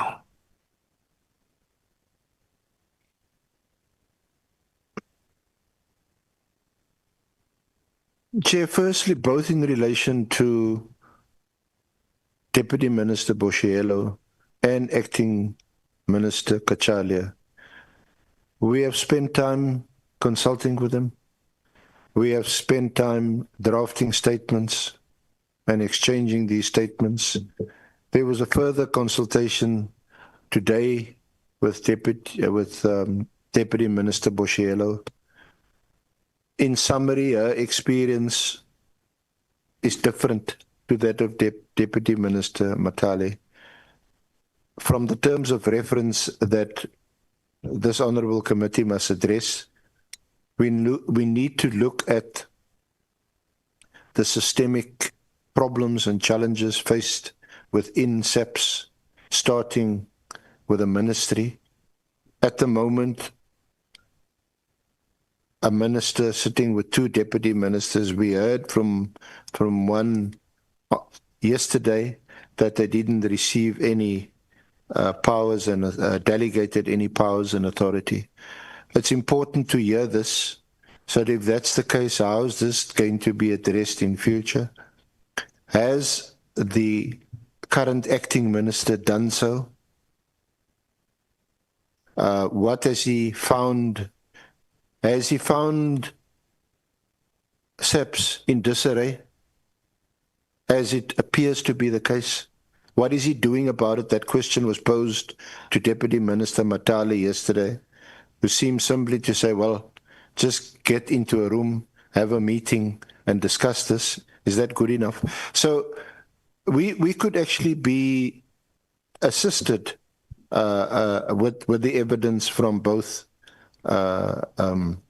Deputy Minister Boshielo and Acting Minister Kachalia. Only 1 day has been allocated. We're not likely to be more than 1 day for each of them. Sorry, Honourable Chair. You say 1 day each. Yes, 1 day each. It's been prepared. So instead of having these gaps, we have now requested, I think, the head of IDEC to move on 2 occasions. Your strongest view is that let's have those featuring next week. I think let's stick with the program for next week. Boshielo, Kachalia, Johnson. We will obviously have to take stock and take into account what has been requested here today in terms of fast-tracking some other witnesses. We'll have to make our own internal arrangements to make that possible. If it is possible, assist our parliamentary colleagues to assist or request. If not, request some further assistance to do that. But I think for next week, if I can respectfully request or suggest that the program stay as it is, and we'll look at the remainder of the program from the following week onwards. Well, we've got the head of the NPA coming next week. Chair, just to qualify whatever's been said here today, you will also recall that we had been told that the life of this committee had been extended until the 28th of November. we had to work backwards to make provision for us to draft a report to present to this honorable committee, for you obviously to discuss it and debate it, make your inputs, and we'll probably have to go back and revise it, finalize it, and then for that to be presented to the Speaker for the National Assembly to discuss it. So we worked backwards, and that is why the initial program was cut off for the week after next. Now it appears as if witnesses can now be heard right up until the 28th. It's still not what we've heard. But if that's the case, then we'll have to accommodate the witnesses in the way that has been discussed, rearrange them, and find time to consult and draft statements, Chair. And then what is your explanation to the matter raised by Honorable Sols? About Brigadier Kuneni. Brigadier Kuneni, is it, if I may just through you, Chair, ask Honorable Sols, is the investigating officer in the two complaints that have been brought against Minister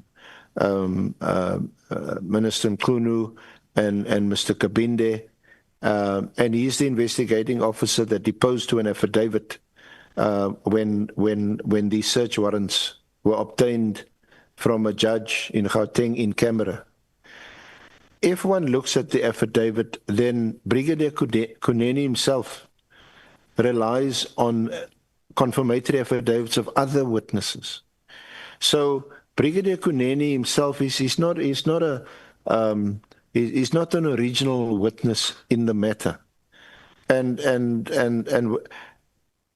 may I suggest, if it's a kind of a middle way, is that we also address questions to him to respond, and if another window opens up, we can consider whether or not he should be called. But our view is that at this stage he's not a necessary witness.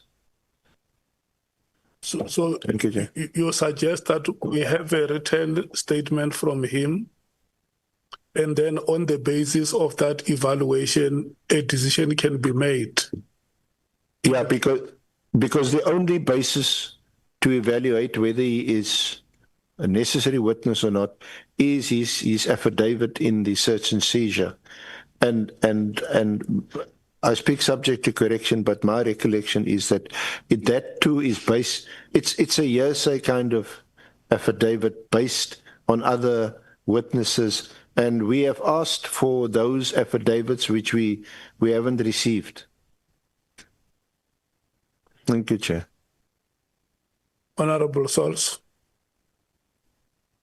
Chair, once again, this exercise that just happened could have happened earlier because the SC didn't respond in the way he's doing now. But for the sake of progress, Brigadier Kunene, just so that there's clarity, so that people don't think I'm talking about Kenny Kunene. Brigadier Kunene, as the investigating officer, up to now, we are still asking whether there is the protection of drug cartels. Brigadier Kunene is actively investigating this. We don't need to talk about the actual investigations that he's busy with, but he can share light perhaps on evidence around that allegation. He can give us information on whether or not there are drug cartels that are being protected. Because up to now, we still don't have that. So I see relevance in having Brigadier Kunene. On the name Patricia Mashale, Chair, you say that we will discuss that. But in the same way as we are discussing the acting minister and others, we should discuss that now also, because she's been mentioned by the main witness, by other witnesses that was here. It was said that she has confidential information, just like Honorable Fadil Adams. So in the same way, we should decide now whether Patricia Mashale is coming, and we should decide now whether Brigadier Kunene is coming to provide essential proof and evidence on the protection of drug cartels. Honorable members,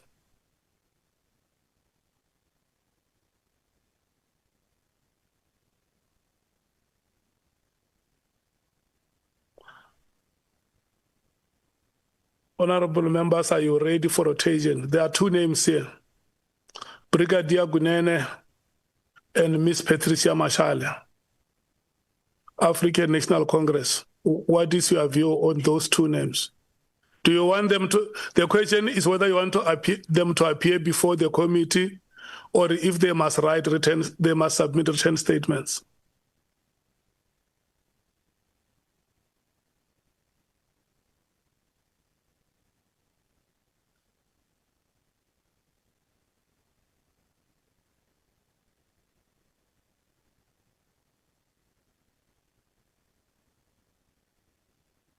Honorable Chair. Honorable Chair. I think I've made a practical suggestion with respect to Honorable Souls, is that we pose those questions to Brigadier Kunene. We will have a relook at the affidavit.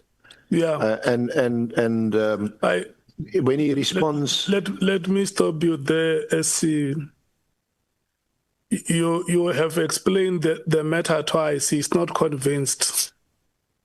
And so it is only fair that we rotate the matter to the members to decide, so that it must not be a matter between you and him and the chair. It must be a committee decision. Honorable Sangon. Thank you very much, Chairperson. We support the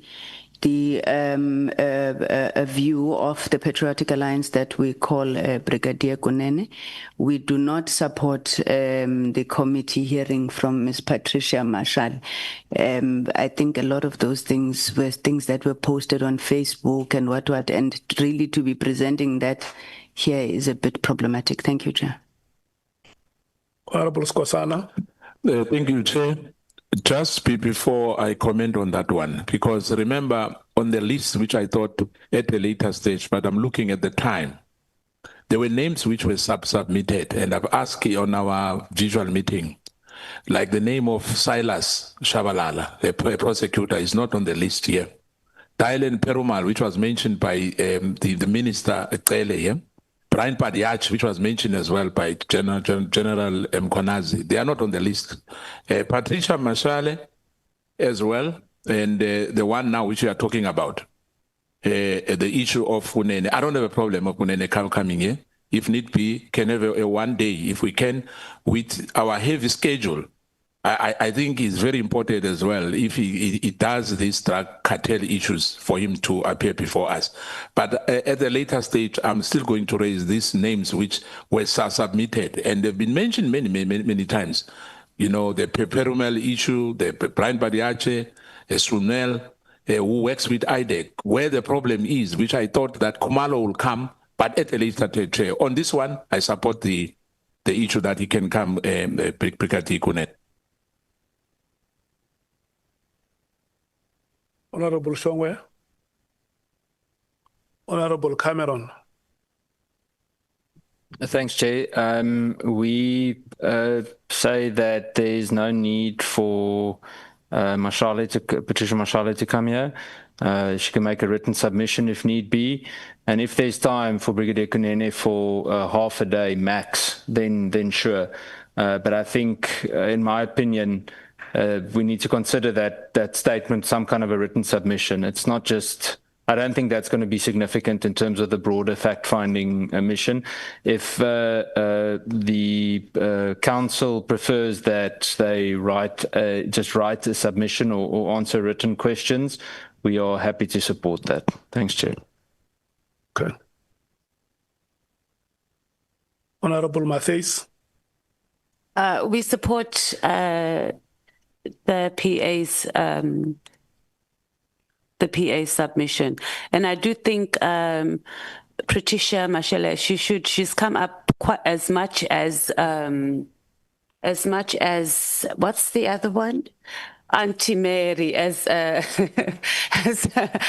Uncle Tele has been saying to us, and I think this is an opportunity. They're always on social media, so this is the opportunity for them to come in an official platform and us to question it and put this matter to rest once and for all. So yeah, we are supporting that, Chair. IFP.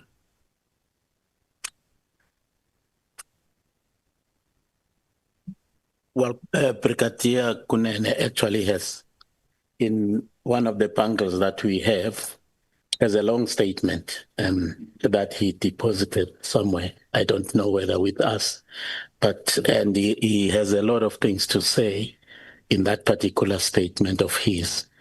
With regards to Mashale, I think she should be able to welcome the opportunity to come and meet with us here, rather than actually saying things through the social media. I think she would need to be given that opportunity, even if it is half a day, for her to come. And also it is important for us also to interrogate her on the issues that she has said to establish the veracity of all of those allegations she is actually throwing around. Thank you. Honorable Souls. Well, Chair, you know my position. I suppose it's in your hands now. Honorable Souls.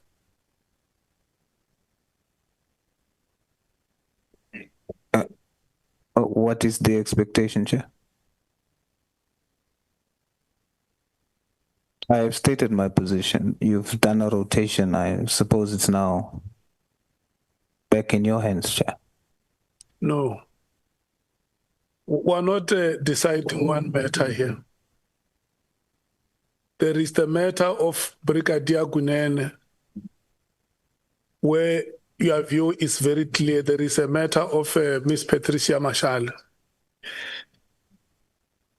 Those are both matters I've raised. You support both matters? I'm the one who put the motion that you... Do you support both matters? I'm the one who put the motion, Chair. Okay. It's fine. Thank you so much, Honorable Source. Members, we have come to the end of the rotation, so we will include those two names on the list of the witnesses. And we will retain Deputy Minister Bushielo and Minister Kachalia and IDEC for next week. Honorable Matthews. Chair, I don't think that's an accurate summary of what the committee said in terms of the Deputy Minister and the Acting Minister. I don't know. It is only the Democratic Alliance that said that the Acting Minister should come at least for half a day. There's no other political party that agreed that we must go back to having them here. So I'm not sure what you're basing your summary on. Yeah, it is only you who disagreed with the Acting Minister coming. Honorable Sango. Is it MK? They said the same thing. They said the Deputy Minister as well. Let me remind you, Honorable Sangoni supported. The Deputy Minister. Honorable Nomvalo supported. So it's only you. The Acting Minister or Deputy Minister. It's only you who spoke unambiguously against both. Against the Acting Minister. And MK supported the Deputy Minister as well. So the Deputy Minister, the chairperson, is convinced by the logic that has been advanced by the SC. Honorable Skosana. Thank you, Chair. I think because I've raised that matter of both the acting minister and the deputy. The issue was that we thought as well that we might have other people if we don't have them here. But the SC just told us that, unfortunately, if they are not in here, there's no one who's going to be here anyway. Hence, I think the decision to say they can come for a day or whatever, but it was unnecessary. But we agreed at the end to say, if there's no one, then it means they can come in here. But I still have an issue, which I've raised, two issues, that the legal team need an assistant. You know, because this consultation as well, it takes a little bit of time to consult. Hence, we don't have anybody if we don't have the acting minister and the deputy minister. Now, if that can be considered, as I said, the budgetary issues might be a problem. That has been noted. Yes, and my last one was the issue, because IDEC is coming. My suggestion will be, those three members who were mentioned on several occasions here, which worked for IDEC, they should not be protected. I know that the Advocate Johnson is coming here, but one or two of those members, they need to come and explain. You know, it's not necessarily about the arrest of Lieutenant Khumalo, but in the portfolio committee as well. There are a lot of issues about the issue of arrest from that issue, which General Mkhwanazi said. There's some members at IDEC who are rogue. Inverted commas. Thank you, Chair. Honorable Skosan, look, I agree 100% with your submission. Let's get IDEC to come. And then after IDEC, we are going to bring back those names for discussion. Yes. The kind of relief that you need, SC, the legal team will go and make a consideration and determine how the support that is given to you can be augmented. Thank you. Honorable Nomval. Chair, there's an issue that we would like to raise here in the committee, which relates to the investigation that is conducted by this committee, Chair. And it relates also to the methodology that is espoused by the legal counsel. We just want to get clarity, Chair, on the issue of requesting for documents from relevant people or from relevant subjects. That has the legal team not made any determination for a need of documents that needs to be scrutinized by this committee thus far.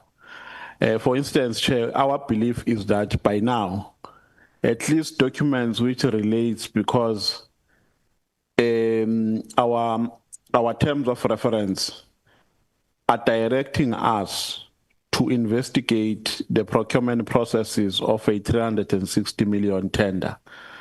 Now, our understanding and our expectation is that at least by now, SCM documents should have been requested by the legal team. It's either they analyze them or they give them to the committee members for them to make analysis. I'm saying those are documents which are not classified. It's documents which are readily available. Because, Chair, we do not want to to limit our investigation into a viva voce or oral evidence, wherein we rely on what is being said here by the witnesses. We need to drill it down so that we are not arriving at a half-cooked or incomplete determination relying from an investigation which has not been intense.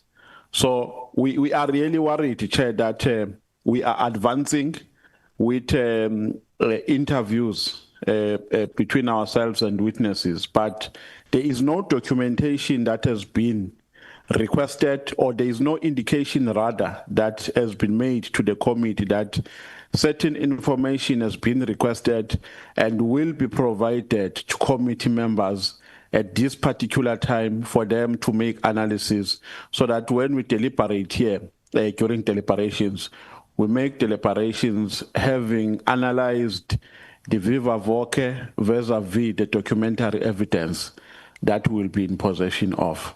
So we just need clarity in that regard from the legal team. Are they making such considerations? And if they are, how far with them? Thank you. How far are they with them? SC.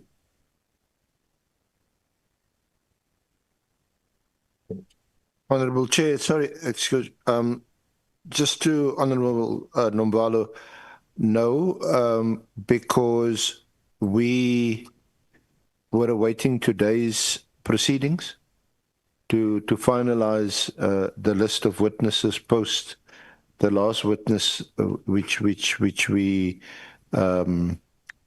made provision for, which is the NDPP.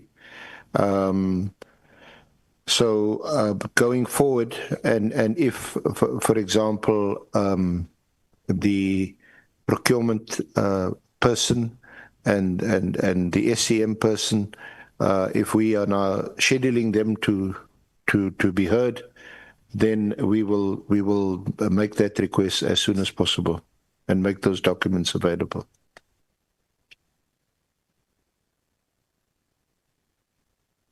All right, no, well clarified, Chair. Thank you. Thank you so much. We are done with that item. I want to thank you so much, Senior Counsel and Advocate Mkhwanazi and Advocate Zikalala for your presentation. You can get back to work, schedule the witnesses that the committee has agreed on for consultation. And so you will indicate to us probably when, maybe after next week, if because maybe you will be working towards the confirmations. We have agreed on the witnesses. What you do is just to confirm their availability and then draw a timetable of appearance. We can't develop a timetable for your schedules. What you can do is just to report to the committee that the scheduling has been done with the following witnesses. They will appear for consultation, which will be a report that will serve in the committee. But now you have been mandated to go and do consultations and then develop a timetable of appearance. Thank you, Honorable Chair, honorable members, colleagues. Thank you so much. Thank you. Are you ready, Menier? Mine is not that of a big matter, Chair. No, I'm saying mine is not that of a big matter. Let me greet the chairperson, honorable members, and my colleagues as well. Chairperson, it's a pity that you are, disappearing from me now, but I wanted to address you on a matter of procedure. Look, it's not common that when we present opinions to committees, members make submissions to our opinions, and then we must come back and respond to those opinions. So procedure is that once we table an opinion, the committee deliberates on it, and the committee tells us whether they adopt it or reject it, because it's an opinion. So, Chairperson, we thought that let's come here and just give a broad framework, perhaps on the requirements of independence and impartiality, in relation to members of parliament. Oh, sorry. Chairperson, these issues are not novel, as many of us would agree with me here. I just want to make illustrations and examples as I go along. Chairperson, here in Parliament, we've got a committee called the Powers and Privileges Committee.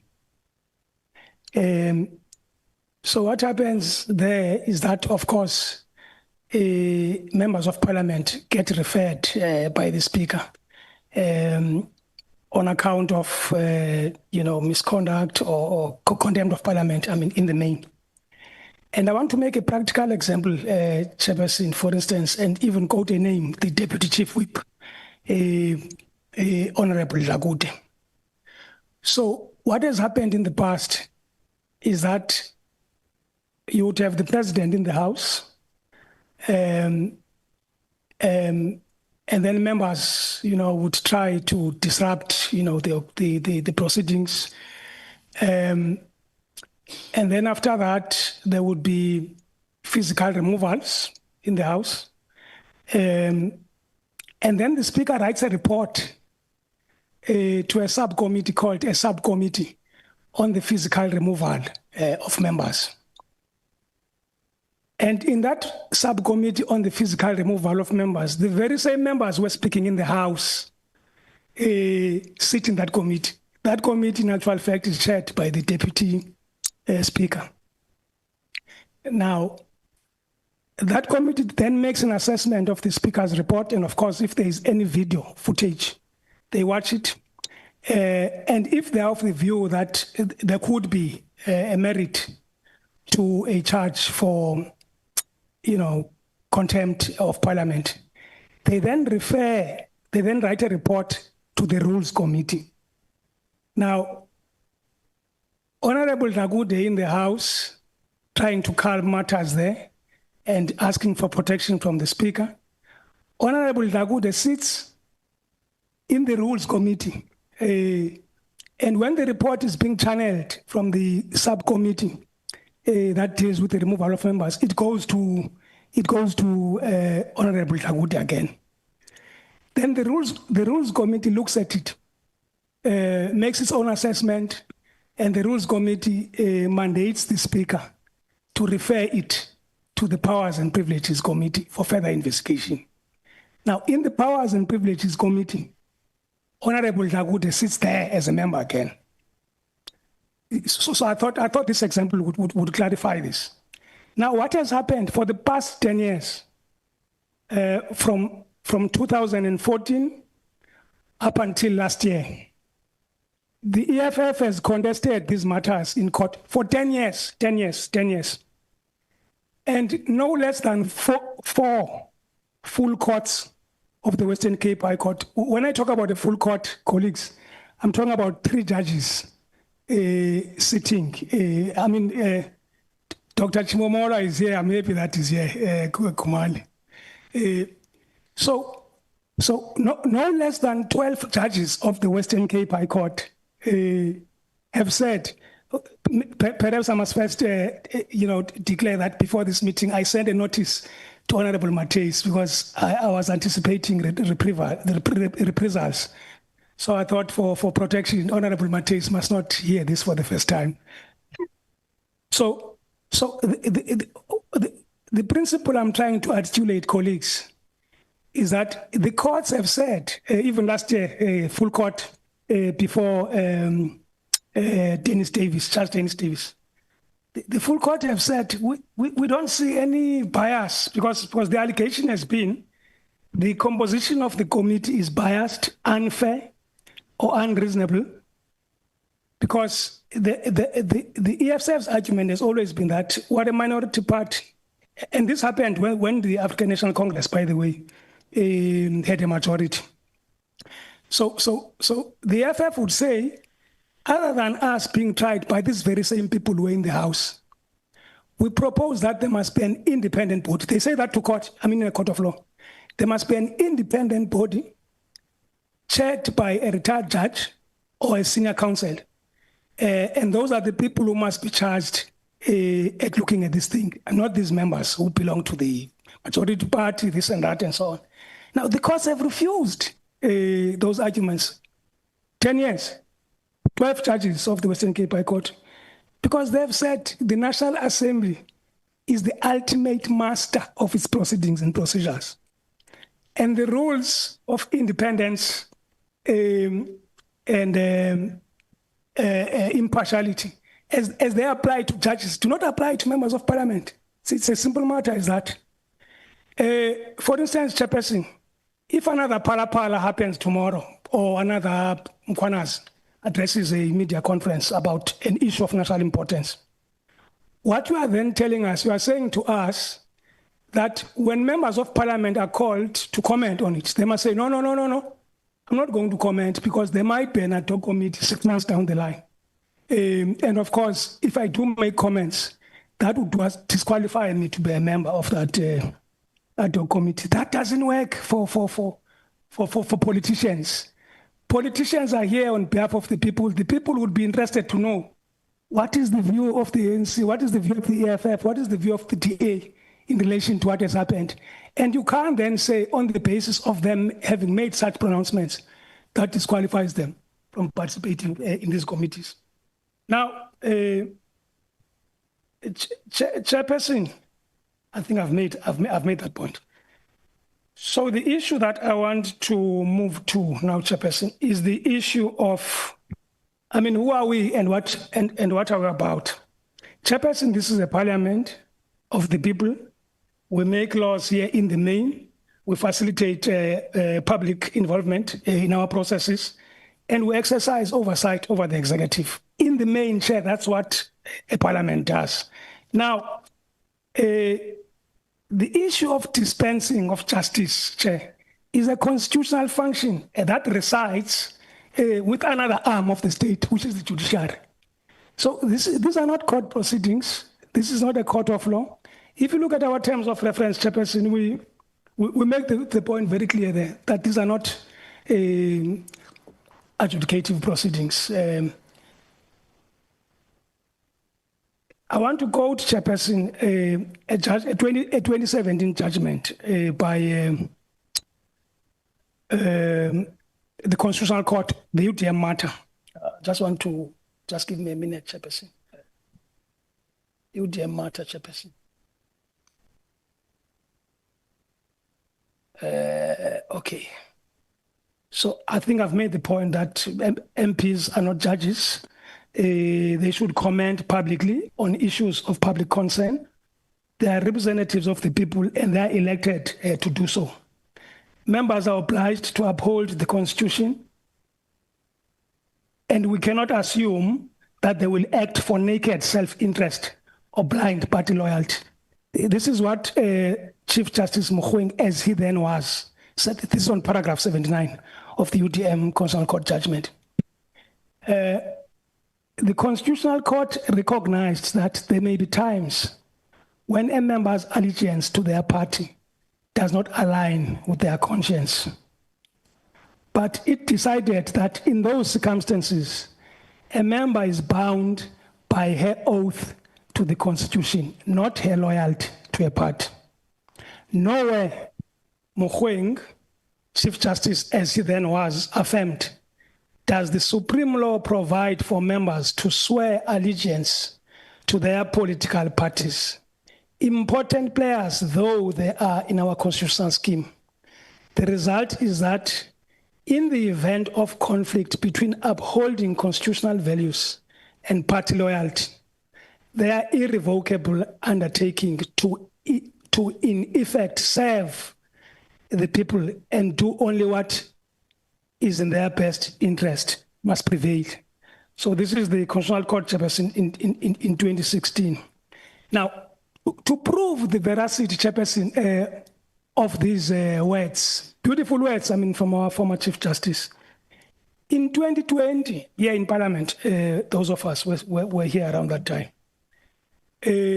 SONA 2020. Former President F.W. de Klerk is a guest in the House. And of course, we know what happened, proceedings had to be suspended, people were removed physically, and of course, ultimately they were referred to the Powers and Privileges Committee. Now, remember at the time, the Powers and Privileges Committee, the ANC had six people out of 11. So the ANC was a majority, in that committee. We were called as legal services to go and present whether there was a case against those members of the AFF who were physically removed. And our advice, Chairperson, to the committee was that the Speaker on the day had all the arsenal in her hands. It was Honorable Modise. but didn't make use of it. And therefore, the House degenerated out of a failure or lack thereof on her part, to act. The African National Congress, having a majority in that committee, accepted that view. And members of parliament were not charged. This is 2020, Chairperson, so on. Now, in 2023, Chairperson, there was a finding against former Minister Mkhwanazi one because he had not complied with the sanction of the Ethics Committee. And former Minister Zwane was referred to the Powers and Privileges Committee. Chairperson, his own comrades, Chairperson, docked half of his salary in that particular committee. So the point we're demonstrating, Chairperson, here, I'm just trying to align what the Chief Justice said in terms of oath of office, this and that, and so on. But fundamentally, Chairperson, if we were to come to the issue directly of Ms. Kola Barnard, if you look at our terms of reference, Chairperson, particularly the scope, we have 18 items there on the scope. And the issue which General Mkhwanazi raises as an allegation, by the way, against Honorable Kola Barnard relates particularly to 4.114. So, Chairperson was saying, in line with the Nemo UDEX principle, that's where she should not participate in the committee. But we have no basis legally, Chair, to say, no, she must not participate in the entire committee. There's no basis for that. But only insofar as when the committee is probing that particular matter. And I think that is in line, Chairperson, with even our code, because if you look at clause 6.1e of the code, it requires the member to withdraw from proceedings of the committee or forum when the matter is considered, decided on, unless the committee or forum decides that the member's interest is trivial or not relevant. So I think, Chairperson, in summary, what we're saying is that the rules of independence and impartiality as they relate to judges, Chairperson, are not applied in the same manner when you are dealing with politicians, members of parliament. Chairperson, look, I know I said it's going to be a broad framework, but Chairperson, we are here to engage the members. Thank you very much.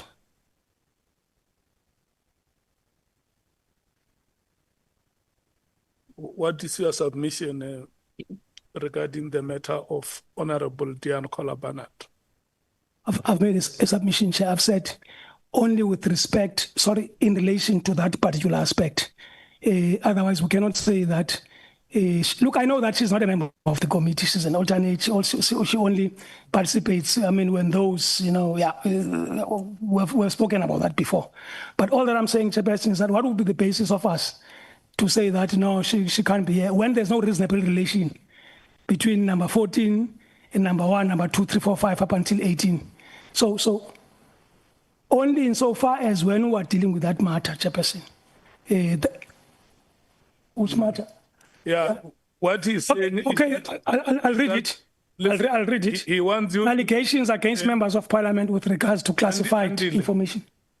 What the Honorable Nhlanhla is saying, leave the adverbs and the adjectives. You see? And say, when you deal with this matter, and not saying the matter in question or that matter. Thanks, Chair. The honorable member, because she will be conflicted and we want to apply the Nemo Ude. Yes, thanks, Chair. Chair, in relation... So that all of us, when we live here knowing when is she going to be available and when will she not be available.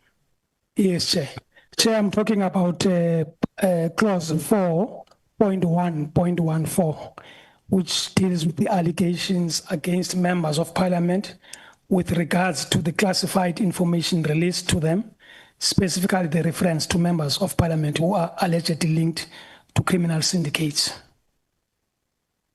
Even though, if you read all of it, Chair, not all of it is applicable to her. What is applicable to her is the first part, allegations against members of parliament with regards to the classified information released to them.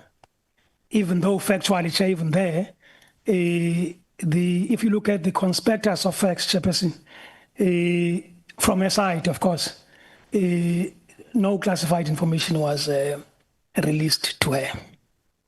Thanks, Chairperson.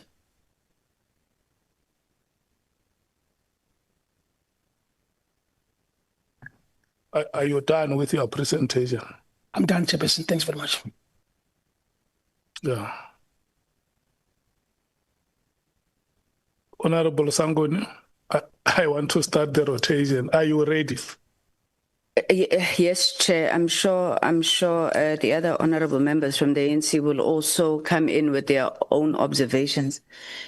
Chairperson, I think we're very disadvantaged by Mr. Tekyane's presentation. I'm trying to follow what he's reading. There's pieces of paper, there's notebooks, and in the context of that, then there are also rules being presented to us for the first time with regards to recusal. Now we keep asking ourselves, but which one is this one now? Because we spent a lot of time on this issue of conflict of interest, how it can be addressed. And I remember we ended up coming to a decision to say that this is a weakness in the rules of parliament, that it does not specifically address this issue.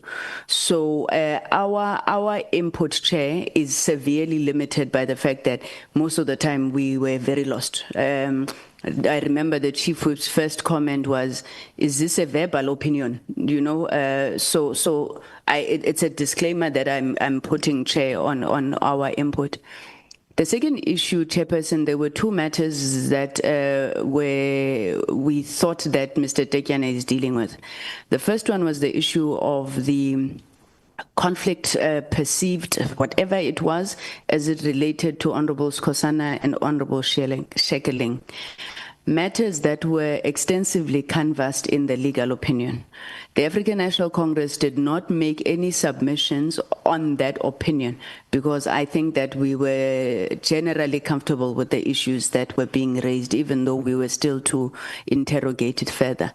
However, Chairperson, we did not interrogate it because even in the last meeting, we did indicate to the Chair that this opinion does not speak to the issue around Honorable Diane Kohler-Barnett. And we felt that that was something that was missing in the opinion for us to be able to engage it. Now, Chair, I hear Mr. Tekyane's verbal opinion on this matter and how he concludes it, but we think it's flawed in a number of respects.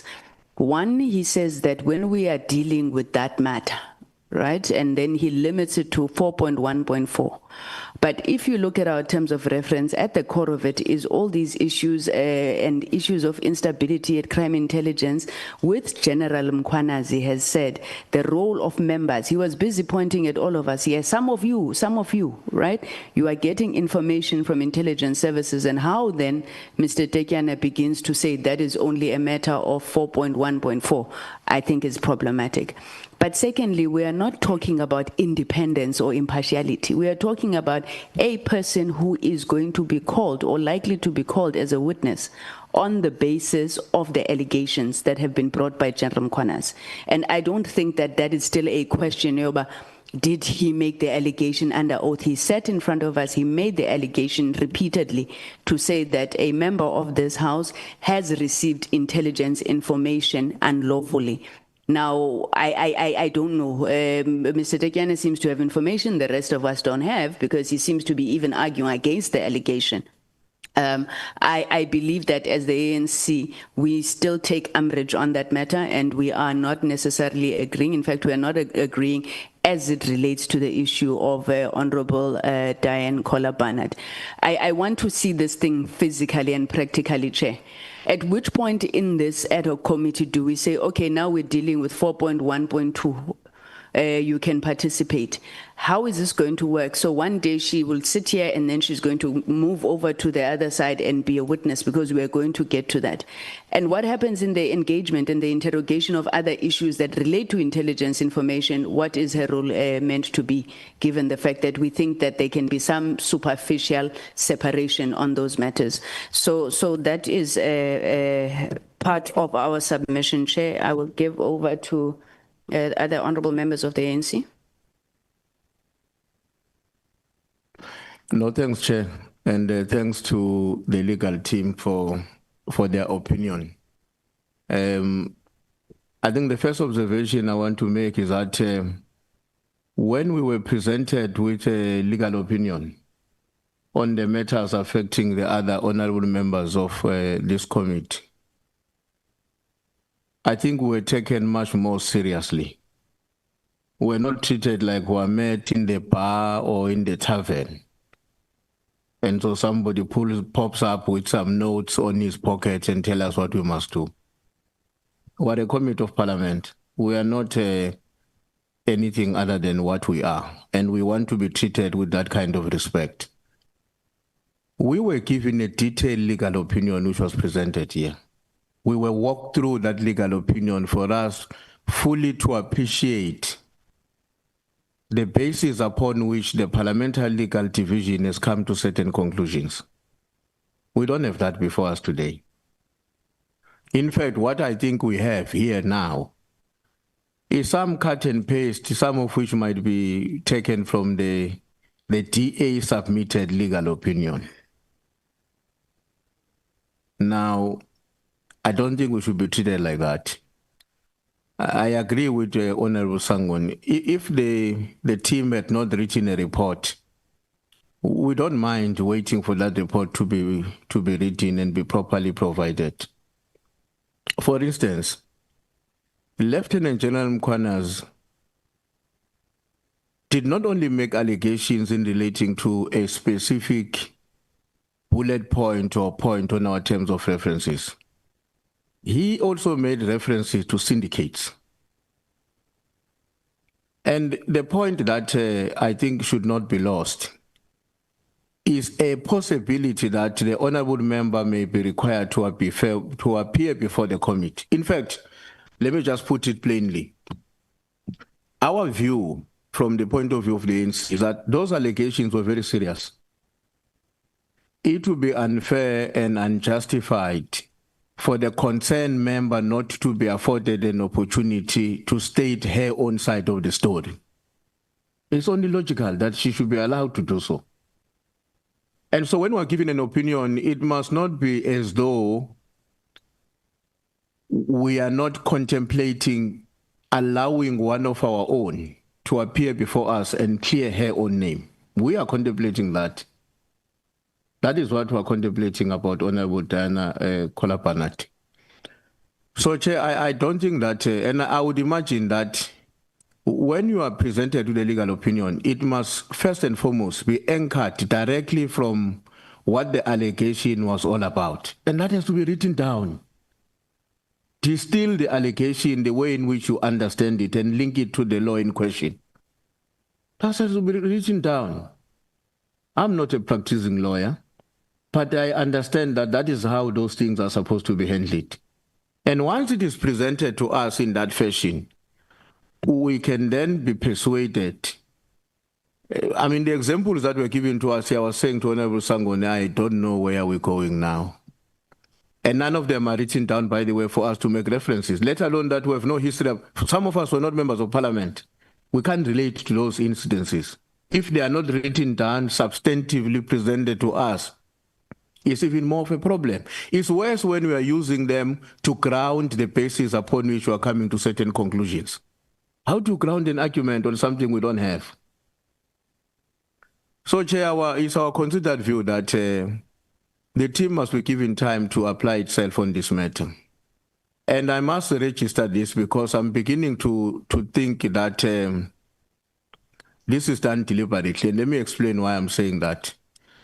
You know, this thing has a potential to create a friction between, let me be particular, maybe the ANC and the DA, or the ANC together with MK against the DA.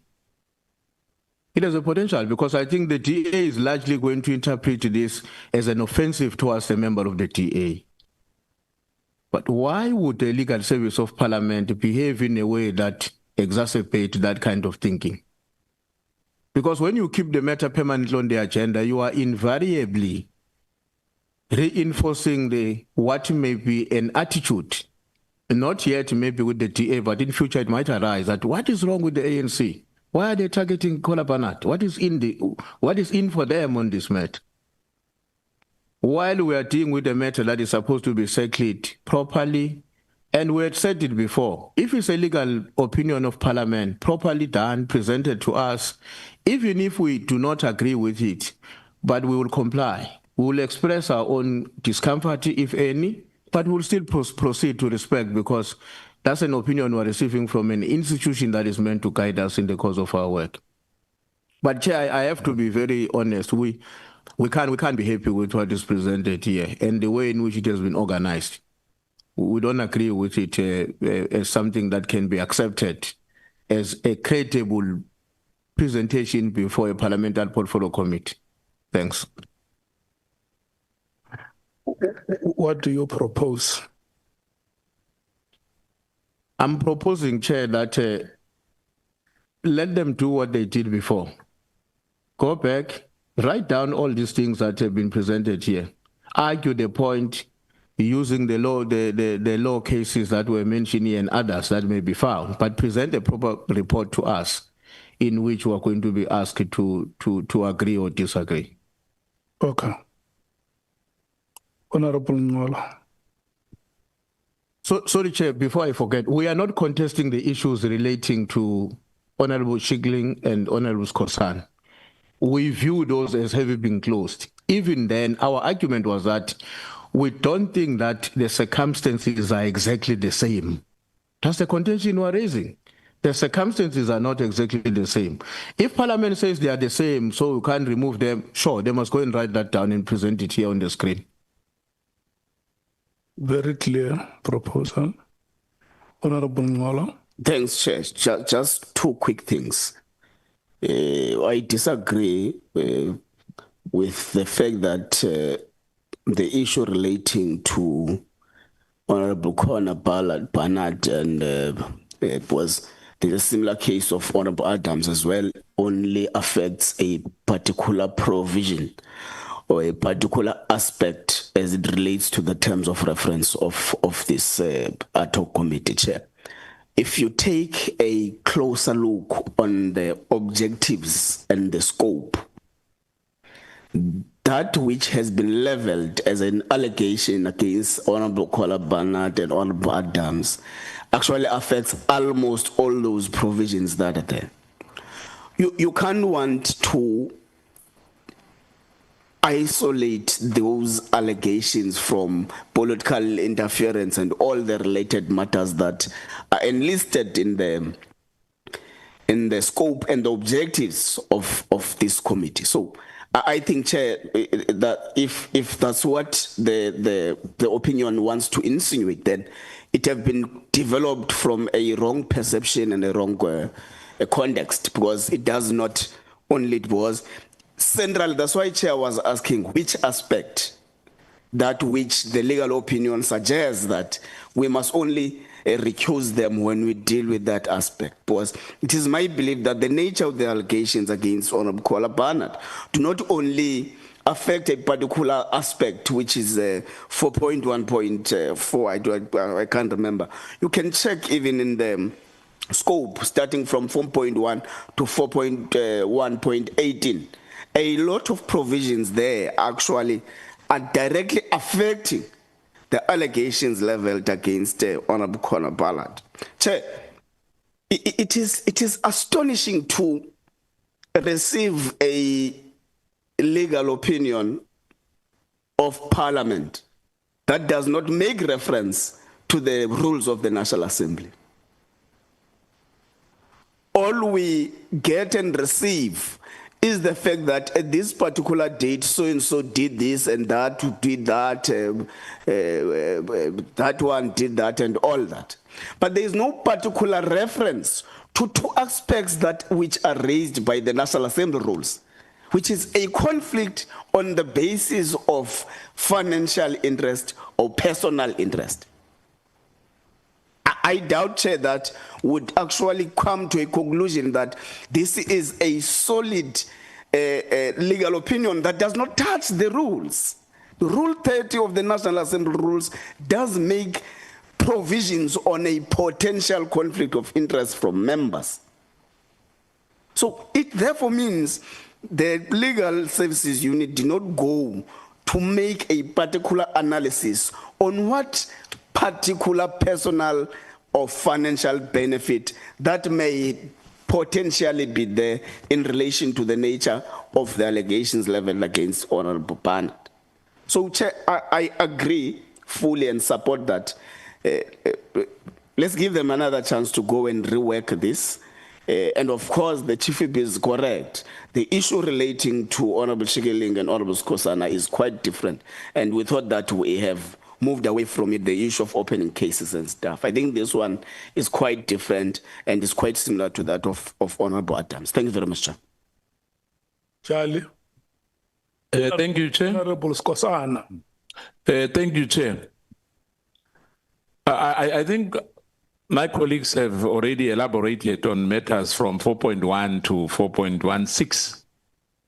But for me, what is disturbing, Chair, is that we look like, Medicans in this committee from the way we are treated by the legal department. And I think they are acting ignorantly in a sense that there's a little bit of dishonesty here. That this thing is done deliberately. As a matter of fact, General Mkhwanazi made it very clear here that he will go deeper if there's a need. We can't compare our issue with the issue of Honorable Barnard. And the nation is looking at us as parliament, that we must act with honesty. And if we are the one who are breaking the law, and we call ourselves lawmakers, it defeats that. Now, it should not be a political thing in any way. I don't want to get much deeper to say, out of the 87 members, we are still debating the issue of Honorable Konrad Barnard. I don't want to go to the merits of the issue here, but we know exactly what transpired. But for us to be, again, getting back to this issue and getting this medical treatment from the legal from our legal team, we're again getting embarrassed. I mean, we are sitting here, we are being told we don't have anything, we can't have reference, we don't have anything here with us. It's like we are gossiping in a sheshebin. Our legal team must up their game. In fact, I thought that there was a chief legal advisor here, but it looks like she has left already. But we can't operate like this. We can't operate like this. We are saying the South African Police Service has challenges, but ourselves here as members, now we are having a legal team which is dropping the ball. I thank you, Chair.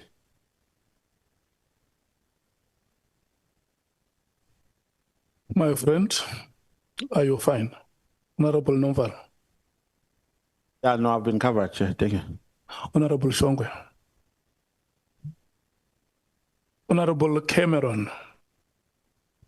Thanks, Chair. Chair, it would be nice to have it on paper so that we can study it properly and in detail. It would be nice to put the issue to bed. So if we can get that, we can consider it and determine our action forward. Thanks, Chair. Okay. Honorable, thank you so much. Honorable Matthews. Chair, yes, let's get it in writing as an actual official legal opinion from the legal department of Parliament. And the sooner we do it, the better, so we don't go back and forth on this matter. We've closed 2 matters. Let's close this, because we don't want a situation again where we have to stop proceedings and then start having a discussion on whether someone is allowed to participate and what participation means, etc., etc. So thank you, Chair. That's our input. Bangazita. Well, thank you, Honorable Chairperson. I think we go along with the view that we would need a written submission on this one. Thank you. honorable souls. Yeah, Chair. I think maybe the disclaimer should be that by submitting our opinion to the legal opinion is in no way posturing ourselves to say that we know better than the legal team, because we're also learning. But we are grateful for the constitutional imperative that allows us to share our opinion. And that's again what we are doing here today. So in our opinion, even when listening to Mr. Andile, it's concerning that when he mentions Honorable Barnard and he then testifies on her behalf and she says the information she has is not confidential. And so on that basis, because she says so, there's no need to test it. Whereas the allegation is that the information that she was in possession of confidential information. So it stands to reason that that should be tested. She should be on the witness stand. In our opinion, the issue between honorable members having a party stance versus prejudgment, our opinion is that when you open up a case, it's different from having a party position. When you open up a criminal case, you as the one opening it up, in our layman opinion, the understanding is that you have prejudged the person you're opening up the case against.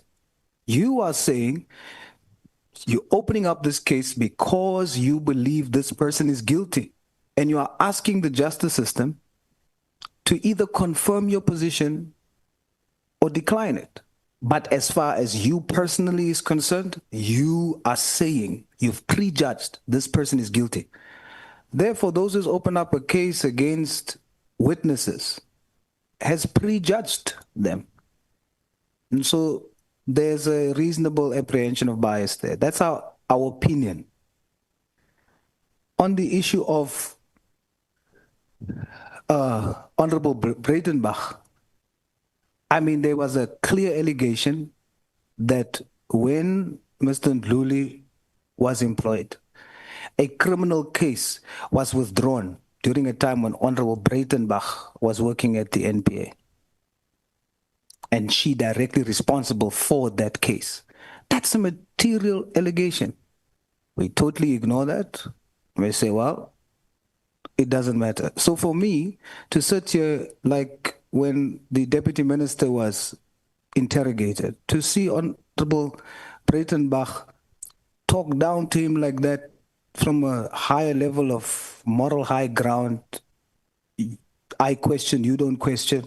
I'm sitting and I'm thinking, but equally, Honorable Breitenbach needs to be that side so that we do the same to her. But clearly,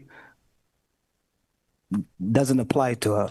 Lastly, Honorable Cameron, Mr. Andile spoke about whether or not there is a reasonable apprehension of bias. I put the last time that it can be practically proven. When Honorable Cameron interrogated the National Commissioner on the accusation that the Portfolio Committee has failed in its duty, that was a material allegation.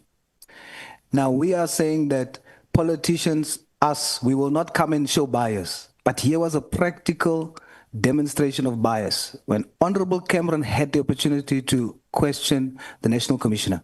He then, in defense of that, he argued that the committee relied entirely on the information provided by SEP's leadership. He put that to the witness. I quote, he says, open quote, "How is it fair to publicly accuse the police committee of failure when SEPs withheld specific information, whether deliberate or not? The point is that it was not indicated," close quote. And then the general agreed.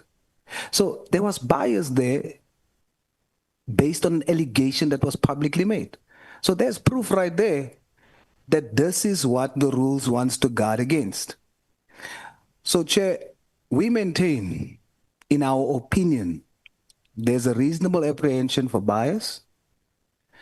The members that are against whom allegations was made, we believe that they would be biased as proven by what happened with Honorable Cameron. However, Chair, at this point, we are going to rest.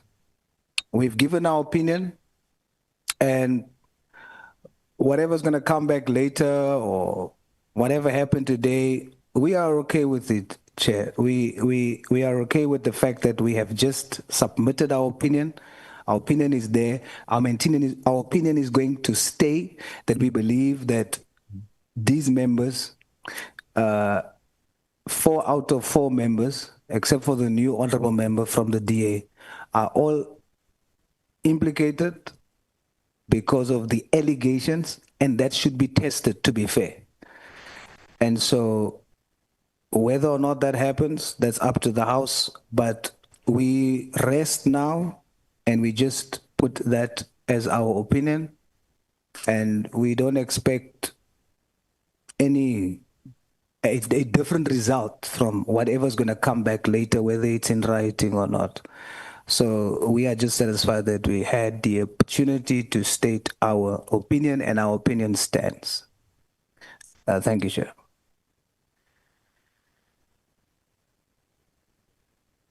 Andile.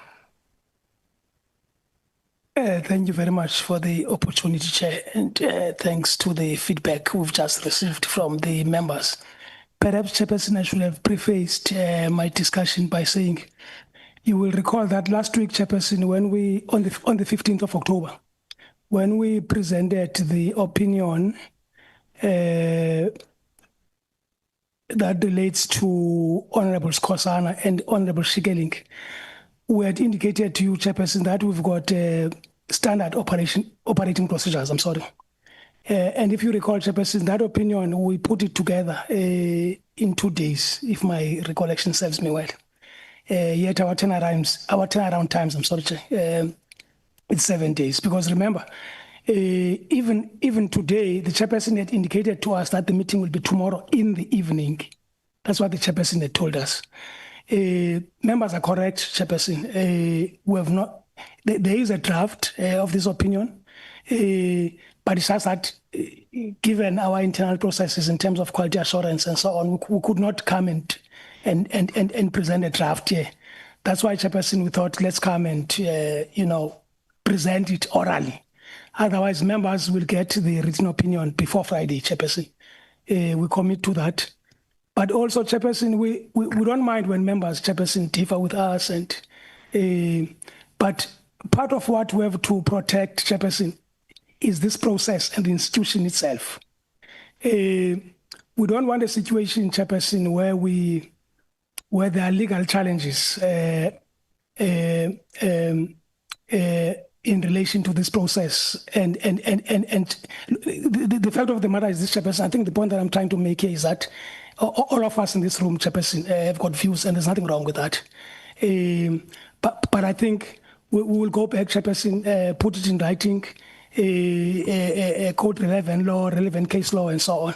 And of course, it may not be a product with which the members are going to agree with. That's why the Honorable Chief will put. Let's not make a value judgments. What I want us to say is, the Chief Whip has said it very well, that let's have a written document which will be made available to the committee members. And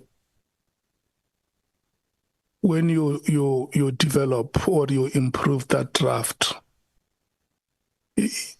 you can give us the legal opinion, and then also develop an addendum that responds to the submissions that have been made by the PA and the DA. Because you have those 2 submissions already. explain them what do they mean and how do you understand them as the legal team against the opinion that you have developed. If there is a point of convergence, you will say no. I mean, there is agreement between our legal opinion and the DA and the PA. Where there is divergence, you say on principles of law or on legal, what you call judicial precedent, we disagree with these views on the following areas. And I agree with you about the integrity of Parliament, but it's not only the integrity of Parliament, it's the integrity of Parliament and its processes. Yes, because an institution, if we become institutional in approach to say, we are going to stand in front of this institution and defend it with our might, with everything that we have. Even if an institution is an oppressive institution, I don't think that let's defend the integrity of Parliament and its processes.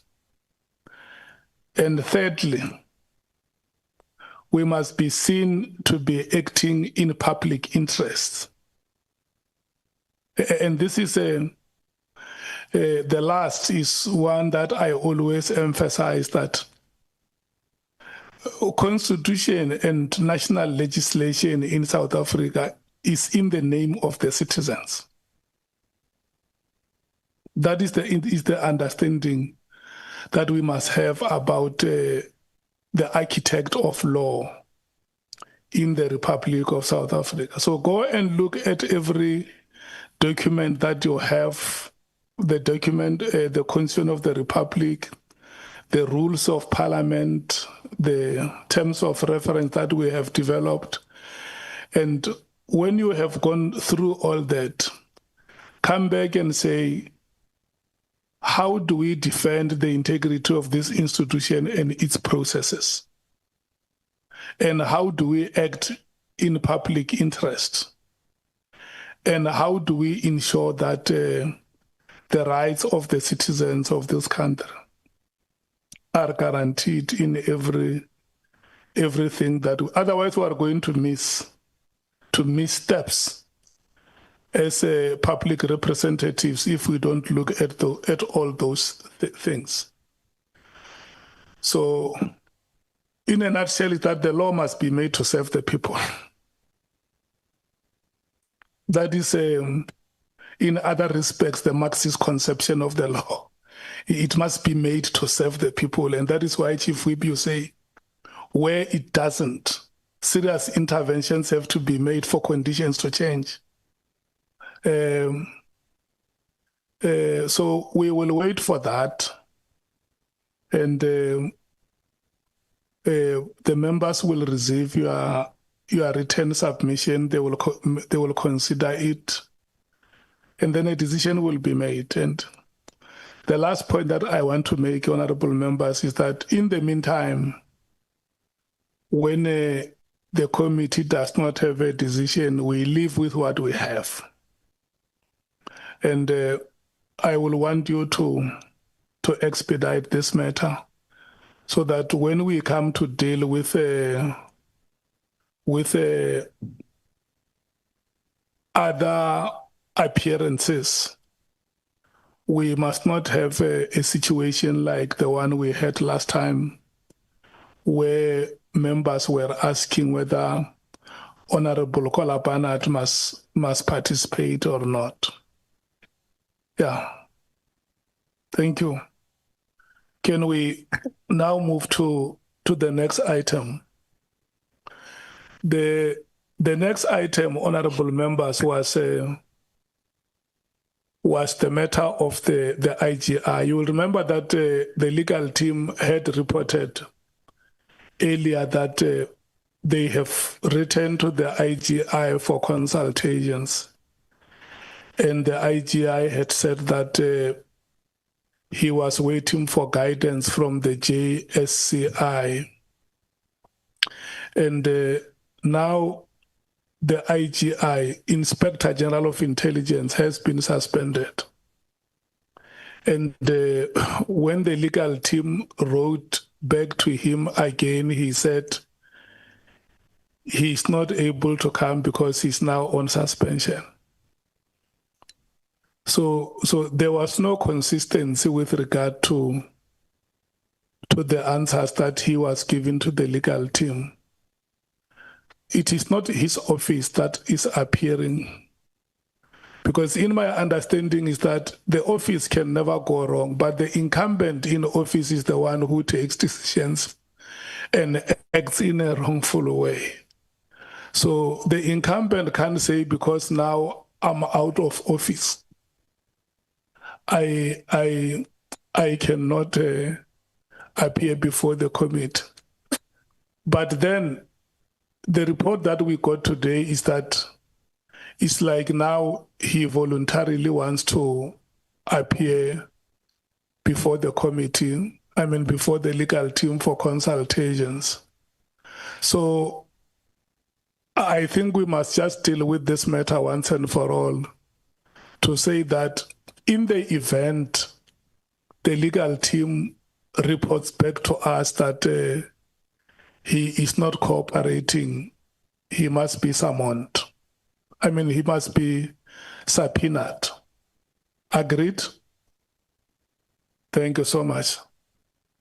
And then one other matter before we go to the last of the public submission. One other matter is consequential to the report that was presented by the senior counsel and his team, is that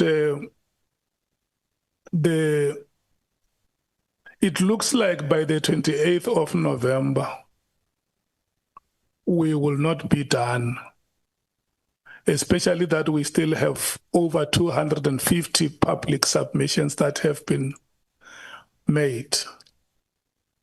And so it will be a gross injustice, honorable members, if the public make submissions to Parliament and we do not consider their submissions and say time has run out. This Parliament is meant to represent the people of South Africa. And so my suggestion as the chair would be that let's do a report, not a report on the work that have been done so far, but a report that is intended to provide information to the office of the Speaker that the committee started on its work on this date, and this is the work that has been done. We are at this point, and from the way we see things, by the 28th of November, the committee would not have finished its work, and motivate why it is important for the committee to be given time to consider public submissions. Because I think more than any other thing is the people who we represent, who want to hear how we're dealing with their problems. If we were going to deal with the problems of us as institutions of the state, away from the people that we claim to represent, that will amount to misrepresentation. So that is the suggestion I'm making, that if we can have a report and motivation why it is important that a consideration must be made. Is that supported, honorable members? Honorable Sangoni? Supported, Chairman. So the report will come here, Honorable Skosana, before we take it to, so that all members can see what is being submitted and what the motivations are. Honorable Skosana? We support, Chair, and you know, you scared me. You said 250. But obviously, we can't have all of them at once. No, that is the decision that you will still make when you go through all those submissions. But for now, you must just know it's over that number. In fact, it's over 700. Just that others were duplicating themselves, but the report is coming here now. Honorable Cameron. All good, Chair. Thank you. Thank you so much, Honorable Matthys. Supported, Chair. Honorable Bangazita. Supported. Thank you, Honorable Sols. Supported, Chair. Thank you so much. So we will prepare that report, Dr. Thuli, and motivate why we think there is still important work that must be done. So the last item I hand over to you to Honorable Sangweni. Richard, before you move to the last item, I apologize that I'm not quite sure whether this fits in. I didn't hear your response to Honorable Matthys's question about the process to get Mr. Nhlanhla here. And I'm reminded of it when you spoke about subpoenaing the IGI. Yeah. So can we just have clarity on, because he was also part of the Golden Blocks, what process is going to be followed? Do we know how long it takes? Is it a subpoena or any other way, Chair? No. It's a simple procedure. The authorities that play custodianship over Mr. Nhlanhla are the ones who must go and look at the law that governs such circumstances.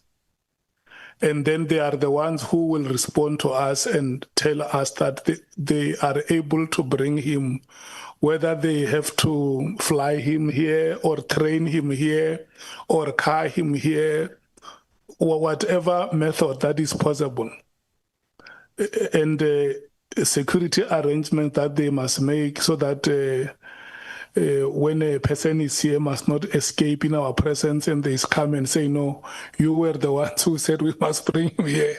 All those things, I think they know the law and the protocol they should follow, what security arrangements must be made. But what is very key is that he belongs to category A of the important witnesses that must come before the committee.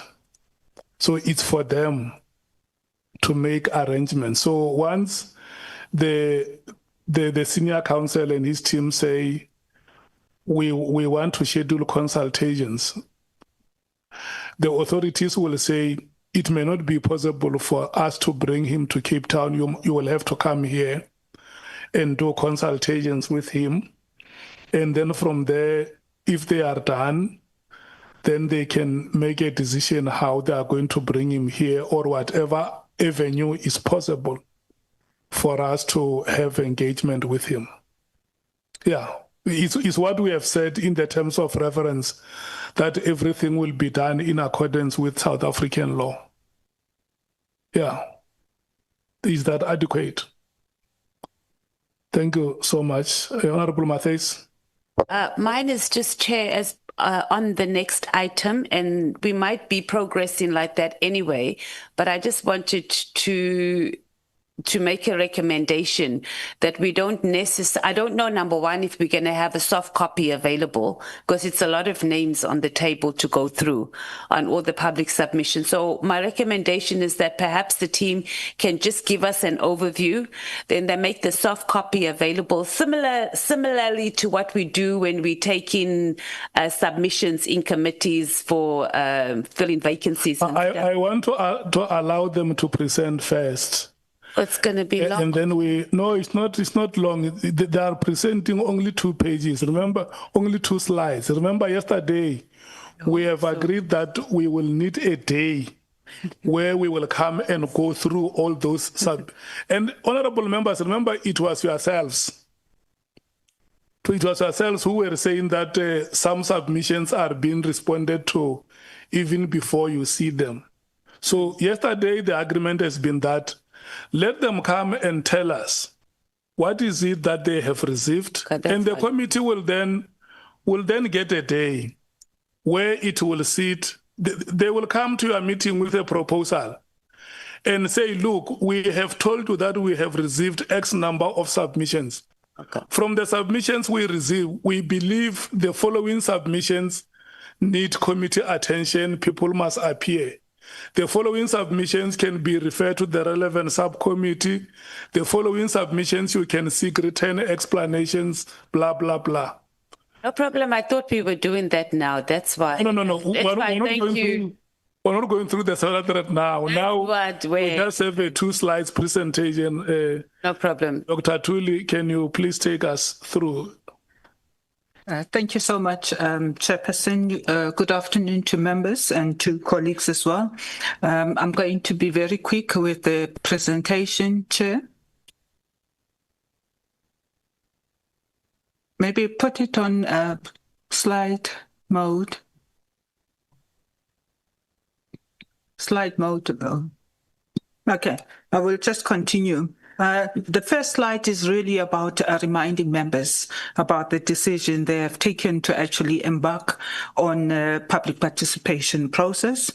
And consequently, we were asked to actually advertise the work of the committee and call for submissions from the members of the public. And the closing date for that was the 17th of October, 2025. And members will also recall that we use various platforms to solicit those submissions from members of the public. We actually went the way of advertising the work of the committee in the various newspapers, Parliament's website, and on various social media platforms as well. And South Africans have actually responded to that call, and the committee received 725 emails or submissions. Members would understand why I'm referring to submission as whether it's email or submissions. What we have done as a team, we have conducted the first line in organizing the information that we received. That means that we had to look at what we got, and we discovered that there was duplication, that from the people who were sending these emails to the committee. And we also found unrelated submissions that were made, people talking about spare parts for cars and things like that. So we classify that as unrelated to the work of this committee. But we also had automated emails that look like AI or a website, and then people can just go in there and then they will say yes or no, but there is nothing really in terms of the work of this particular committee. And these emails are also saying the same thing as well.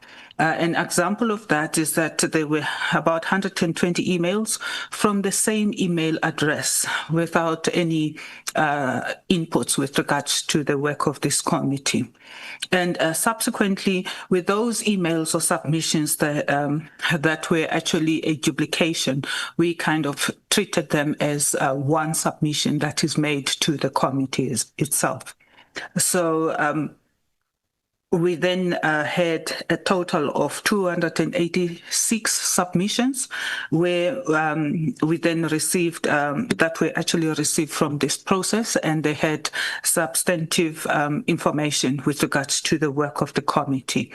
And the summary of the submissions is actually prepared in a form of the name of the person, for example, and what the issues were raised by the person, him or herself, and that summary, the intention is actually to present it to the next committee meeting. And the last point that we would like to make as a team is that we have noted the sensitivity of some of the information that we received from the submitters and the issues that they related to. And Chair, we would like the committee to actually consider the management of that information so that all these people are treated fairly as well. Thank you very much, Chair. Thank you so much, Dr. Tuli. Nicolette, you you had to take the trouble of going through every submission that came your way, and we want to applaud you for that. Is there anything you want to say? This is your work. Thank you, Chair. No, I'm covered.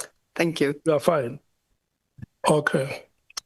So that is the report, honorable members, and the suggestion that we have made. Maybe, Dr. Tuli, is it possible that the report can be made available to members before we go to the meeting to take decisions? Chair, certainly we will do that. Thank you. And the sensitivities that you talk about, what do you want members to do when they have the report? Chairperson, I would say that when we actually have knowledge of the submitters and the issues that they have raised with regards to the work of this committee, that members are actually very sensitive about it. They can freely discuss that in a committee meeting, but perhaps that committee meeting, but it's up to you, Chair, really, whether that meeting... What you are saying is that once they have that information, they must conduct themselves like honorable members. Yes, Chair. Yes. You must not hear a story of Nhlanhla who was at Ramamabolo saying, you see, I have your names here. Yeah? That's what they are saying. She's saying, honorable, that the information is very sensitive. Somewhere people are making allegations about their seniors at their workplaces.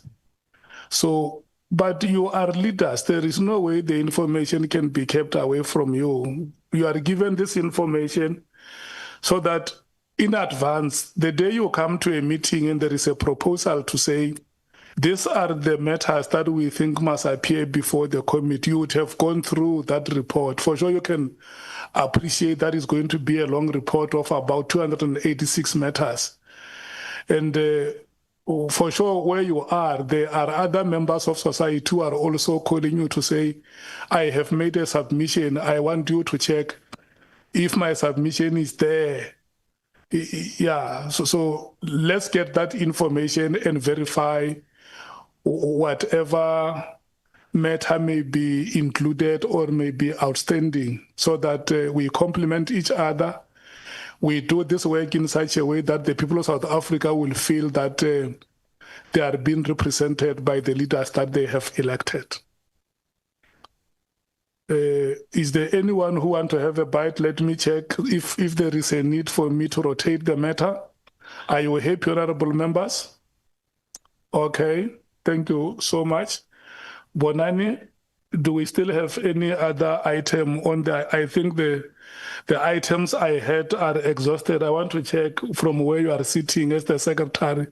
Are there still any other items that you think the committee should discuss? The secretary says, well done, well done for today.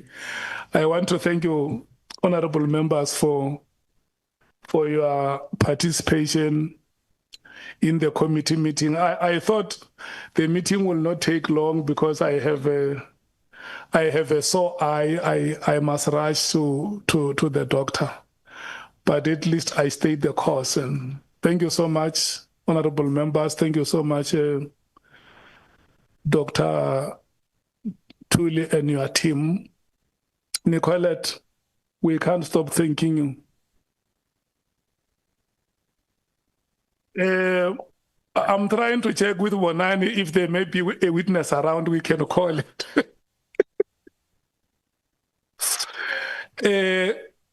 Honorable members, I